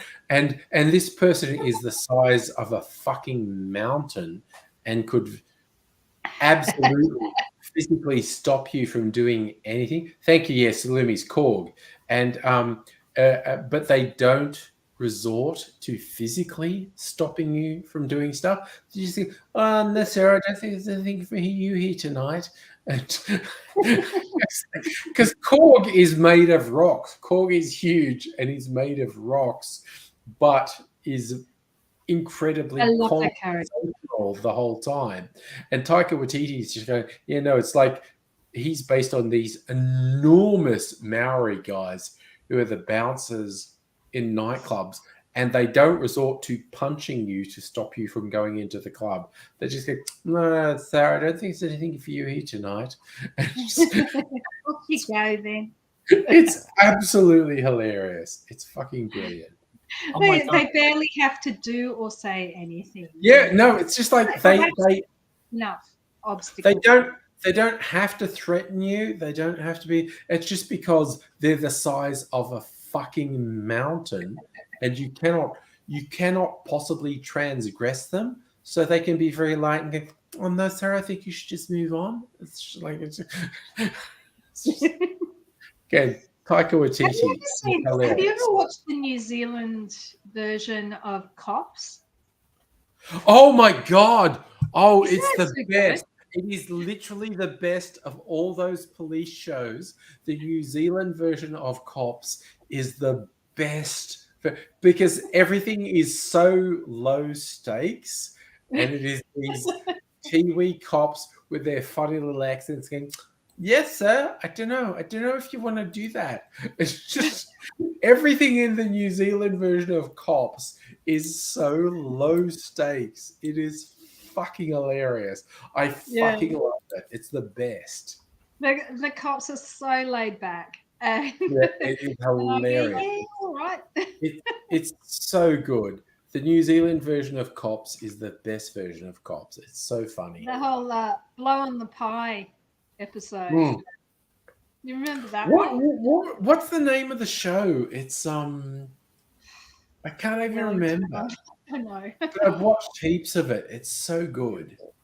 3 ways to fail a drug test that I showed you. It's the fucking best. You know what? So- when you were saying about rocks, someone who's like a rock, and I went into a sort of meme mode. I've got a great idea for a meme. Yeah. Do you remember the Neverending Story? And there was the rock biter. Yes. No. The rock biter is it. Yes. Yeah. So I just have this sort of wonderful idea of having a meme which is the rock biter, and he's like that, and then you've got Dwayne Johnson in his hand. Yes. No, perfect. And also, Safa remembered the name of the Kiwi thing. It's Highway Patrol. It is it is fucking hilarious because as opposed to like the American version of Cops, which is gross and racist and terrible, the New Zealand version, which is called Highway Patrol, everything is so low stakes. It's so cute and it's so funny. And let's not forget, there's the other version of Cops, which is Troops, as in the Star Wars. Oh my god, that is brilliant! Again, because that's like God, that's almost 20 years old. That fan film. Yes, I remember seeing More, that. I gotta get off. definitely more, Yeah. because in It's so 1990, good. yeah, it's definitely more because in 1999, that's when someone introduced it to me. Yeah, And it's a several 90s years thing. before that. And yeah. it is I was- basically Yeah, that's when I to, saw it. to the structure of the US TV show Cops. It's stormtroopers doing troops, and it's only funny if you are a mad Star Wars nerd because they put everything from the original Star Wars movie, aka A New Hope, in that nothing is the stormtroopers' fault. Everything is someone else's fault. It's hilarious. Like, because in Star Wars, the original movie, the stormtroopers murder a bunch of Jawas and whatnot, and they murder Luke's uncle and aunt. But the whole thing in Troops, it's an accident, and the stormtroopers are basically kind of the good guys. Yeah. And it's fucking brilliant. It's on YouTube. You can definitely find Troops on YouTube. It's really good. I mean, it was back then. It had to be done in 3 videos because you couldn't get it to store it. You could only like load 5-minute videos on the internet back in the day. Yeah, but there's two bits that make me chuckle the most. And again, it speaks to kind of American cop mentality, but with that sort of undertone of like, you know, stormtroopers. So the first part is when he's on his speed biker and he, you know, like the police car, and you just drive him with him. They've got the camera, and it's like, yeah, I've been doing this job for so and so years, and you know, I like it. You know, you get to know people or whatever, you know, things like that. Anyway, so it's like, you know, most people think this is the ass end of space, but I like the small town feeling get around here. I mean, we know everybody, and it's just got that undertone of everybody. Like shit. Yeah. You know, it's a control thing, you know. Yeah. And then the other one is the Jawas, where it's like, you know, Jawas, yes. And it's you know, is this your droid? Oh, it's your friend. Okay, is this your friend? So if I ask your friend, it's your cousin. It's your cousins. Oh, right. Is this your cousin? Oh, he's your friend. Okay. So if I was getting in contact with your cousin, do you think I'd have like a bill of receipt or something? And next thing you know, one of the other Jawas is like, you know, and the stormtrooper just pulls his gun out and points it at him and go, you know, was I talking to you? Was I talking to you? Then stay over there and shut your mouth. Now, if you talk again, I'm gonna shoot you. It's just exactly in that kind of way. I'm gonna shoot you. Yeah. You know, Night, Salumi. Bye. Love you. Bye. The comedy. The comedy is in the timing and the tone, and all those sorts of things. It just, you know, and the whole thing with Luke's aunt and uncle turns out to be a domestic thing, where it's not really the stormtroopers' fault, where they're trying to manage things, and Luke's aunt and uncle are having a violent altercation, and the troopers are going, wait. it's like again, it's only funny if you're a mad Star Wars nerd. It's just fucking great. You don't, to be honest, you don't even need to be a mad Star Wars nerd. You just need to watch the first movie and, you know, sort of understand a bit about it. But it's all about the first movie. It's all about the first movie. Yeah. And so it's a combination of understanding the first movie and understanding the TV show Cops. And then it's hilarious. Yeah. One of the other night of fun things. The New Zealand show, the one that I remember really well, was when they busted the meth heads, and one of them just went completely bonkers.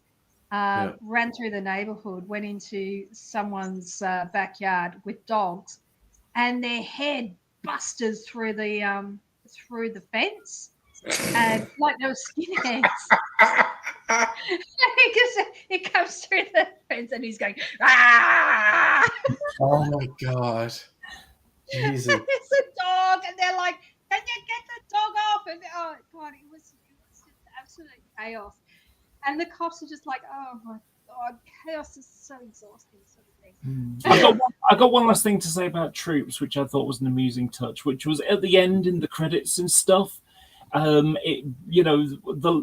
a line in there which sort of says something like, this is just for comedy purposes only, and no copyright, is intended, and then in brackets it got thanks in advance for not suing us, George, which I thought was just funny.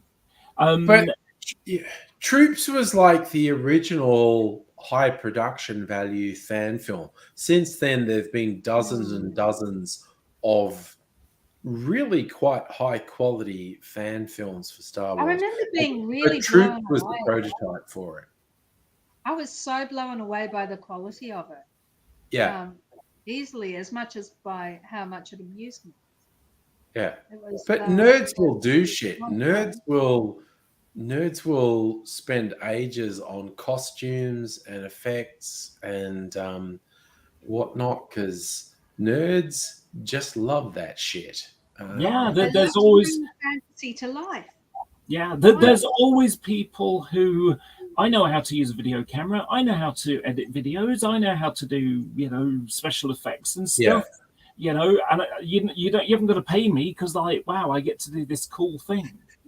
Yep, even like okay, so we mentioned it was my 16th anniversary on YouTube yesterday.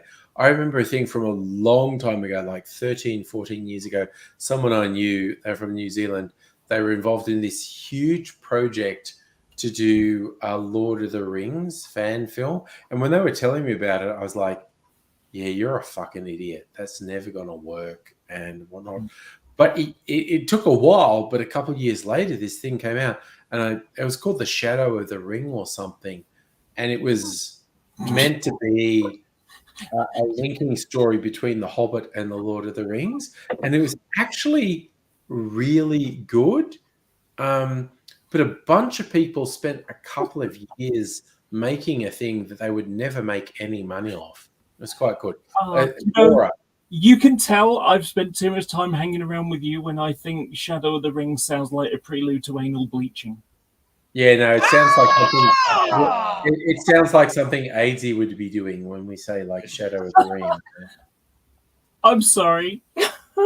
No, it's fair. It's absolutely fair. It's told you, been hanging around with you lot all too long. Yeah. No, yes, I'm not owning that, Laura. That one's on you, and you alone. Yeah, we're gonna blame the one you, Laura. And I'm not aiming it.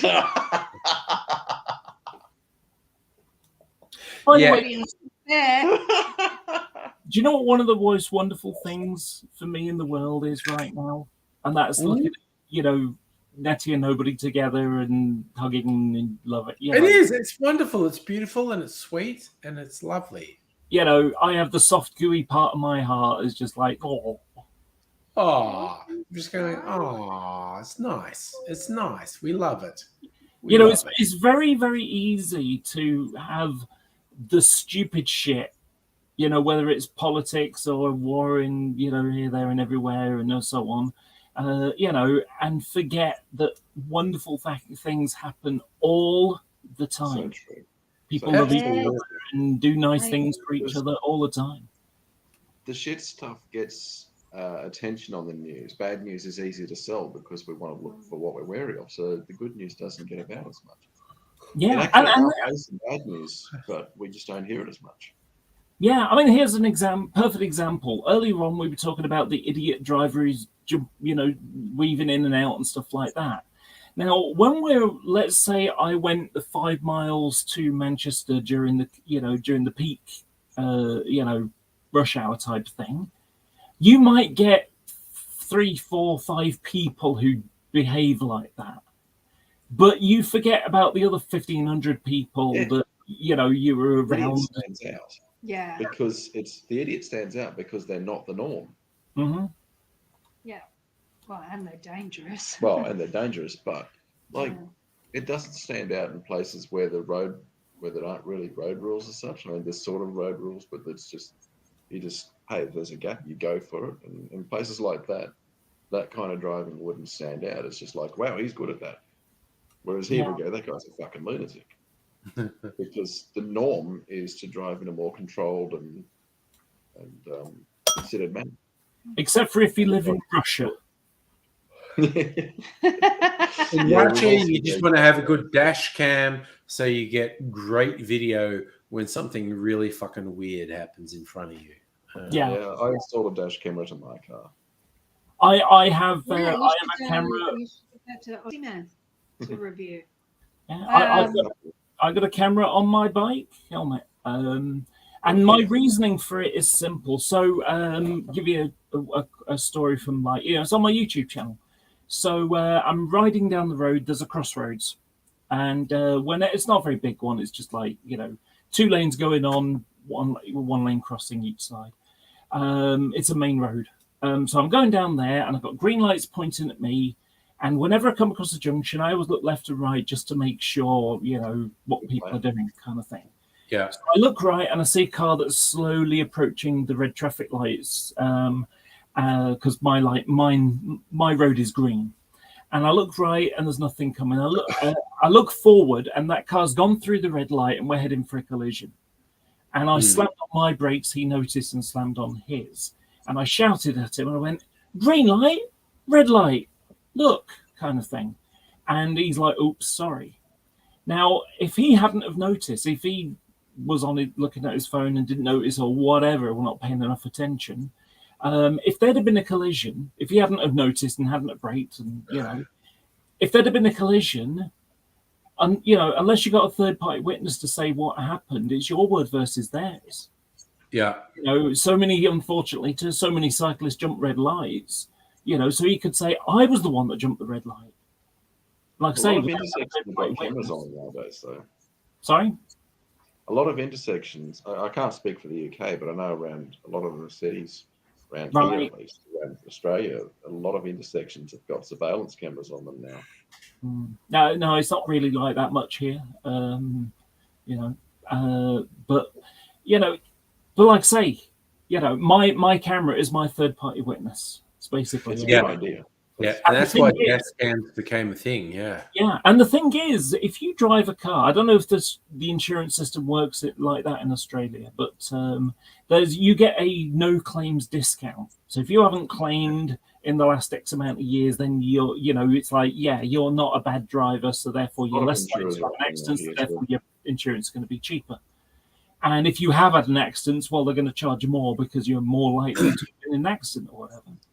So, the cost of a dash cam might be, in your money, maybe a couple $100 to get it, front and back, and maybe have someone fit it or whatever. But if you had an accident and it wasn't your fault, that couple $100 that you've spent to get your cameras, well, it might be, that might be $300 less than you would have paid if you didn't have it, and your insurance has gone up by $500 because you had an accident and couldn't prove it. I was ragging on surveillance cameras before, photo cameras that just do one job and catch easy to pick things. There is, to balance that argument, there is actually one thing that they're doing more of in Australia now that I do agree with when it comes to surveillance cameras, and that is enforcing the rules about using a phone while driving. Yeah. Now I don't know about state of Victoria, but in Queensland, if you are caught operating your phone whilst driving, it is 4 demerit points on your license out of 12 and $1,000 fine. Yeah, it's six points off your license. You can have up to 12 for they'll want to take it away. And a £300 fine, I think it is. No, it's $1,000. Yeah. $1,000. Yeah, but again, £300 is about $1,000 anyway. Yeah. I And I so apologise. I agree with that because if you are texting and driving, just fucking don't. Yeah, Just don't. I don't know what the rates are like in Australia, because so I'm going to go to the equivalent for the British people. So you can have 35 milliliters of alcohol per whatever it is, but 35 is the limit. They Basically. measure it in blood alcohol percentage, and it's 0.05. Yeah, I don't know what the number is in the UK. That's for that, but Three either standard way, drinks in an hour. Yeah. yeah. With the UK statistics, or the way that the system works, is, and I'm afraid I'm going into a rant here. So, using a phone hands-free and legal is the distraction equivalent to being twice the drink drive limit. Also, okay, this is okay. I'm just going to jump in because that gets repeated all the time. Being distracted by a phone conversation hands-free is like being drunk. But it's momentary. It's a momentary distraction. If you are drunk, you are impaired for an extended period, and you cannot stop that impairment. If you stop paying attention to a phone conversation or to a passenger or to someone in your back seat, you are no longer distracted. If you are drunk, you cannot stop that level of impairment. So while I believe those studies that show a hands-free conversation or even someone in the backseat of your car talking to you impairs your reaction time to an equivalent level to being drunk, that distraction, that impairment is only momentary. If you are drunk, you cannot change the level of impairment you are operating under. And so I get super fucking angry at people who equate hands-free phone conversations or passenger conversations with being drunk. Like, yeah, I think it is true. If you are concentrating on a conversation, you are not concentrating on the road, and your reaction time is going to be impaired. But that impairment is momentary, and the instant you switch off from the conversation and concentrate on the road, you're concentrating on the road. If you are drunk, you cannot stop being drunk. You are still fucking drunk. So effectively, it comes down to, if you're having a 5-minute conversation, phone conversation hands-free, that would be 5 minutes of distraction. And the guy who gets in his car being drunk, it's the 5 minutes it took him to get home. So it's a sort of on the same sort of. Again, conversational distraction is momentary, and it's real. It is absolutely real. Conversational distraction can impair your reaction time in traffic to the same degree that being drunk impairs your reaction time in traffic.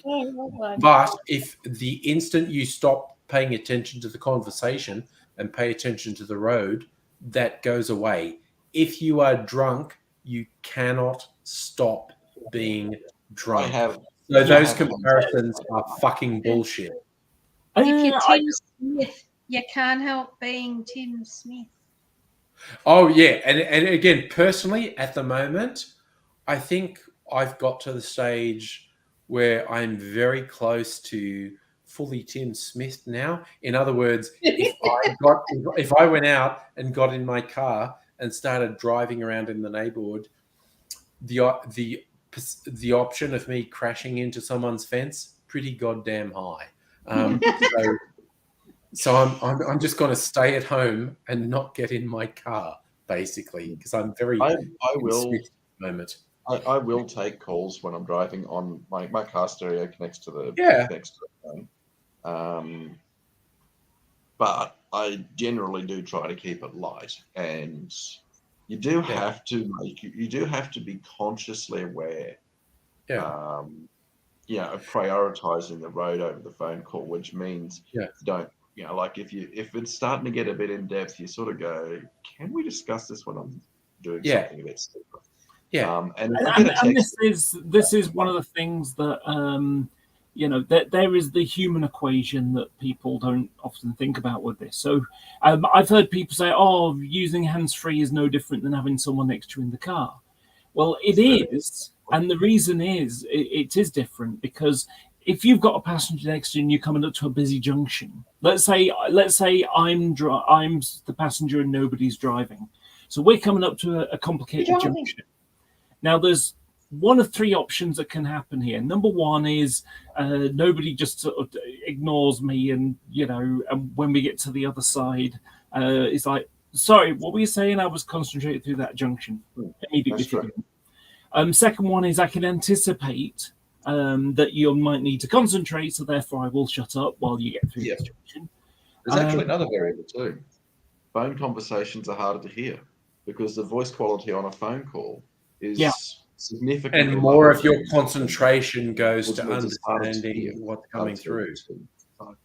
It takes more concentration. So that's another aspect. of it. But the main thing is, the main difference is that on a phone, it is rude not to pay attention to someone when you're on your phone. I'll be happy to be rude and avoid a collision though. Yeah. English people are different. Yeah.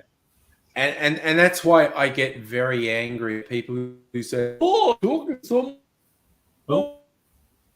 Uh-oh. Not attention to you anymore. You cannot stop being drunk. You can't stop being drunk. And I get super. I when you're with the passenger car. Laura's laughing, and I don't know why. Oh, it's the glitching out. Oh, it's not us. No, Angry's. Yeah, it's not you. Angry's glitching. Ah. Oh, I thought it So was. Angry's glitching out, and I'm. Literally, just when Laura said it, then I got a thing on my. Yeah, it's gone to shit.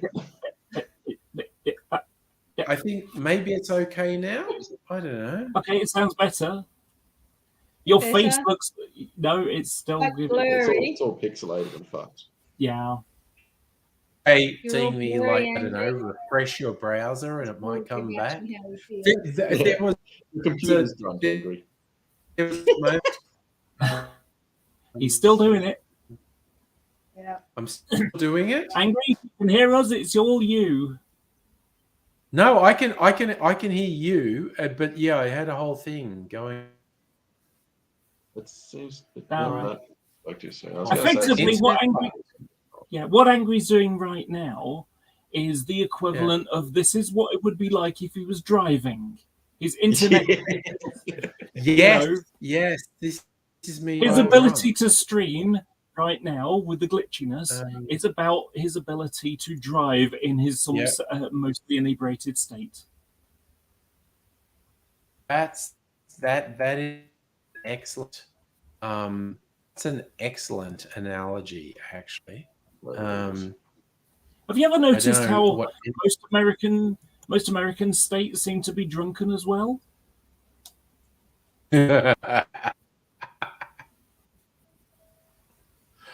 Oh God, yeah. Okay. No, I was just doing a quick speed test, and it's all. Wait, Sorry, I just wanted to check if my internet was still working.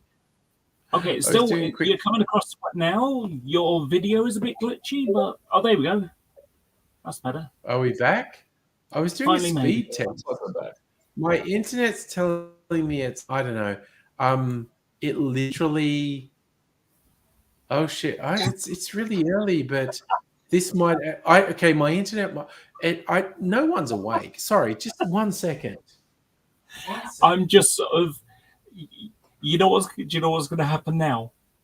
He's going to go in and look on his son and discover he's just downloading porn.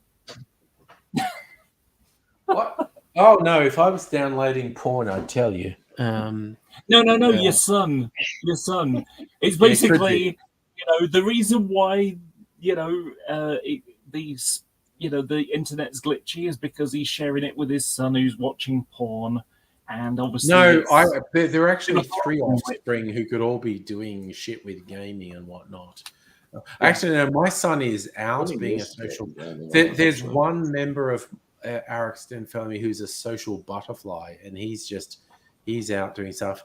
Mrs. Angry's lad. I literally, when I disappeared off there, Mrs. Angry's lad is out there in the next room, and is your internet glitching? He's going, no, mine's fine. I don't know. And my daughter may or may not be awake or may be gay. All the 3 offspring all spend all their time online with their friends and gaming and shit. So it's like, I don't know. I'm glad you referred to it, because you started to say gaming and just said gay. Yeah, no, it's all gay. It's very gay in this house, definitely. Abigail would certainly say that. She would. I don't know. I don't know if my internet's fucked. I mean, maybe it's all going to die and shit. Maybe I should go to bed. You might. Do you know something? As lovely I was saying about Nettie and Nobody. You may be glitchy and you may be inebriated, but this is my social highlight of the week. And I really love spending time with you, and all of us do. And again, it's been a really fun night tonight with different people on. We found a new person on Twitch who used an anime avatar. I don't know if you saw that, Laura. I don't know if I forgot. I was looking. I started watching the 6th of January commission. Yeah. And that's I like looked at the news 6 hours worth. So and I feel like that's going to get more interesting over the coming week than it did today. But yeah, no, we had a new person join us from Twitch. They had an anime avatar, which was super fun and whatnot. But I don't know. If my internet's just fucking up, I might just go to bed. I don't know. My guess it was a I was drawing up these. So all right. So I you know what? It's got the stage where, yeah, if I have another drink, I might be sick. But so if I go to bed, I might be fine. I have a big, Nighty night time. yeah, I have a big day tomorrow. It's World Gin Day. I'm going out with Mrs. Angry, and also it's a long weekend here for the Queen's birthday. It's not her actual birthday, but it's the Queen birthday public holiday. So I'm going out on Sunday night. So I won't be doing a Saturday night stream because that's my every second week date night. I won't be doing a Sunday night stream because I'll be out, and I never do a Monday. Oh, so it's a big break. Oh my god! Oh, it's going to be 4 whole days before I do another stream. But we had the Jubilee last year, and I didn't give a shit the entire time. I didn't watch the concert. I didn't watch the funeral service kind of thing, or whatever, the church service thing, and I didn't even watch Boris Johnson going to Westminster Abbey and getting booed in the distance. Aww. I did hear that he got booed. Yes. Yeah. I heard Meghan Markle got booed too. I'm sure if you did give a shit, they would be the first people you'd give it to. Yes, I've got that on a T-shirt. If I gave a shit, you'd be the first person I gave one to. Yeah. The way it effectively is at the moment is Boris Johnson is Johnny Depp, and Meghan Markle is Heard. So yes, in other words, they're both fucked. So yeah. Yeah. All right. It's basically an unpopularity contest. Yeah.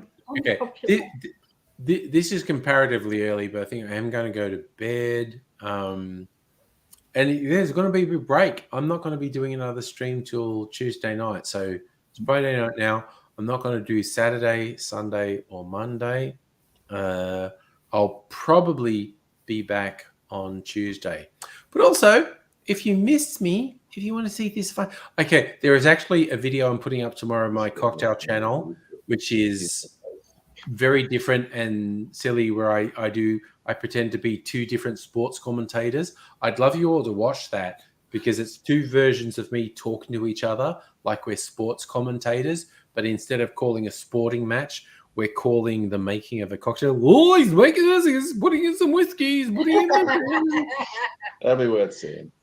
It is. It's very silly, and I might do it again. So if you'll check that out tomorrow, that would be cool. Angry. Send. Yes. Send a script. No, Send it. I need to do the We'll proper do a thing. because again, voiceover. We'll do a your voiceover. voice doing a voiceover on things. I need to come up with a good script for that, because it would just work. But like, if you're going to be playing Oh, two well. characters, just mime the second character and have the voiceover. Because then you got two. Oh different voices. shit, that would be fucking awesome. Yeah. Getting you to do a voice, jam. but I mime being the voice. Okay, that's put an idea in my head. I'll try and come up with a thing. Fuck, I'm good. Just ask me. No, yeah, Fig Jam, man. Yeah. Okay, good. Okay, this is comparative. God, Now you this is see, weirdly early. I just had an idea where it works even Yeah? better. As long as you What's both your have the idea, script Laura? and you know what you're going to do. So you know how you would make an old school angry one with AIDSy next to you. Yes. Right. So it's the internet. There is no reason why the two of you couldn't, do a Skype call or equivalent of it, Yeah. and basically do the same thing. And all you have to do is later That's a good idea. do the editing so it looks like you're in the same place. Just both Yeah, stand That's- behind a white that is wall or good something. idea. That's Well, absolutely again, if you watch this video that's going live in about 10 hours, it's two versions of me talking to each other. So a version of me and AIDSy in different physical locations is easier than two versions of me having a conversation. Yeah. But that's That's going all. like good idea. It might make your editing system a lot easier. it well could. But again, AIDSy's got all his shit going on with A, his physical health, B, the weird legal shit with a crazy person in his block of flats. But No. I was talking about you and nobody. Yeah, we could do it. We could do it. We'll work. He's put the idea in my head. I've got to work on something. But as early as this is, Now, to you, nobody, you're going to stay and chat for a few minutes after we go off air? Yeah, okay. Okay. all right. I'm going to end the stream. Take a whiz. So you'll take care. Short gonna be- stream. 3 hours, 46 minutes. And you're I gonna- know that's weak as piss, isn't it? That's weak as- nobody's like 5 plus. It's like 6 hours normally, but I don't know. Shame. Getting old. Yeah, getting I old. know. Yeah, no, that's it. Getting old. Getting old. Okay, so I'm going to end the stream, and there won't be one for a while till Tuesday. So I don't know. I hope you've all got a life. Fucking hell, man. See you all later. End of the stream.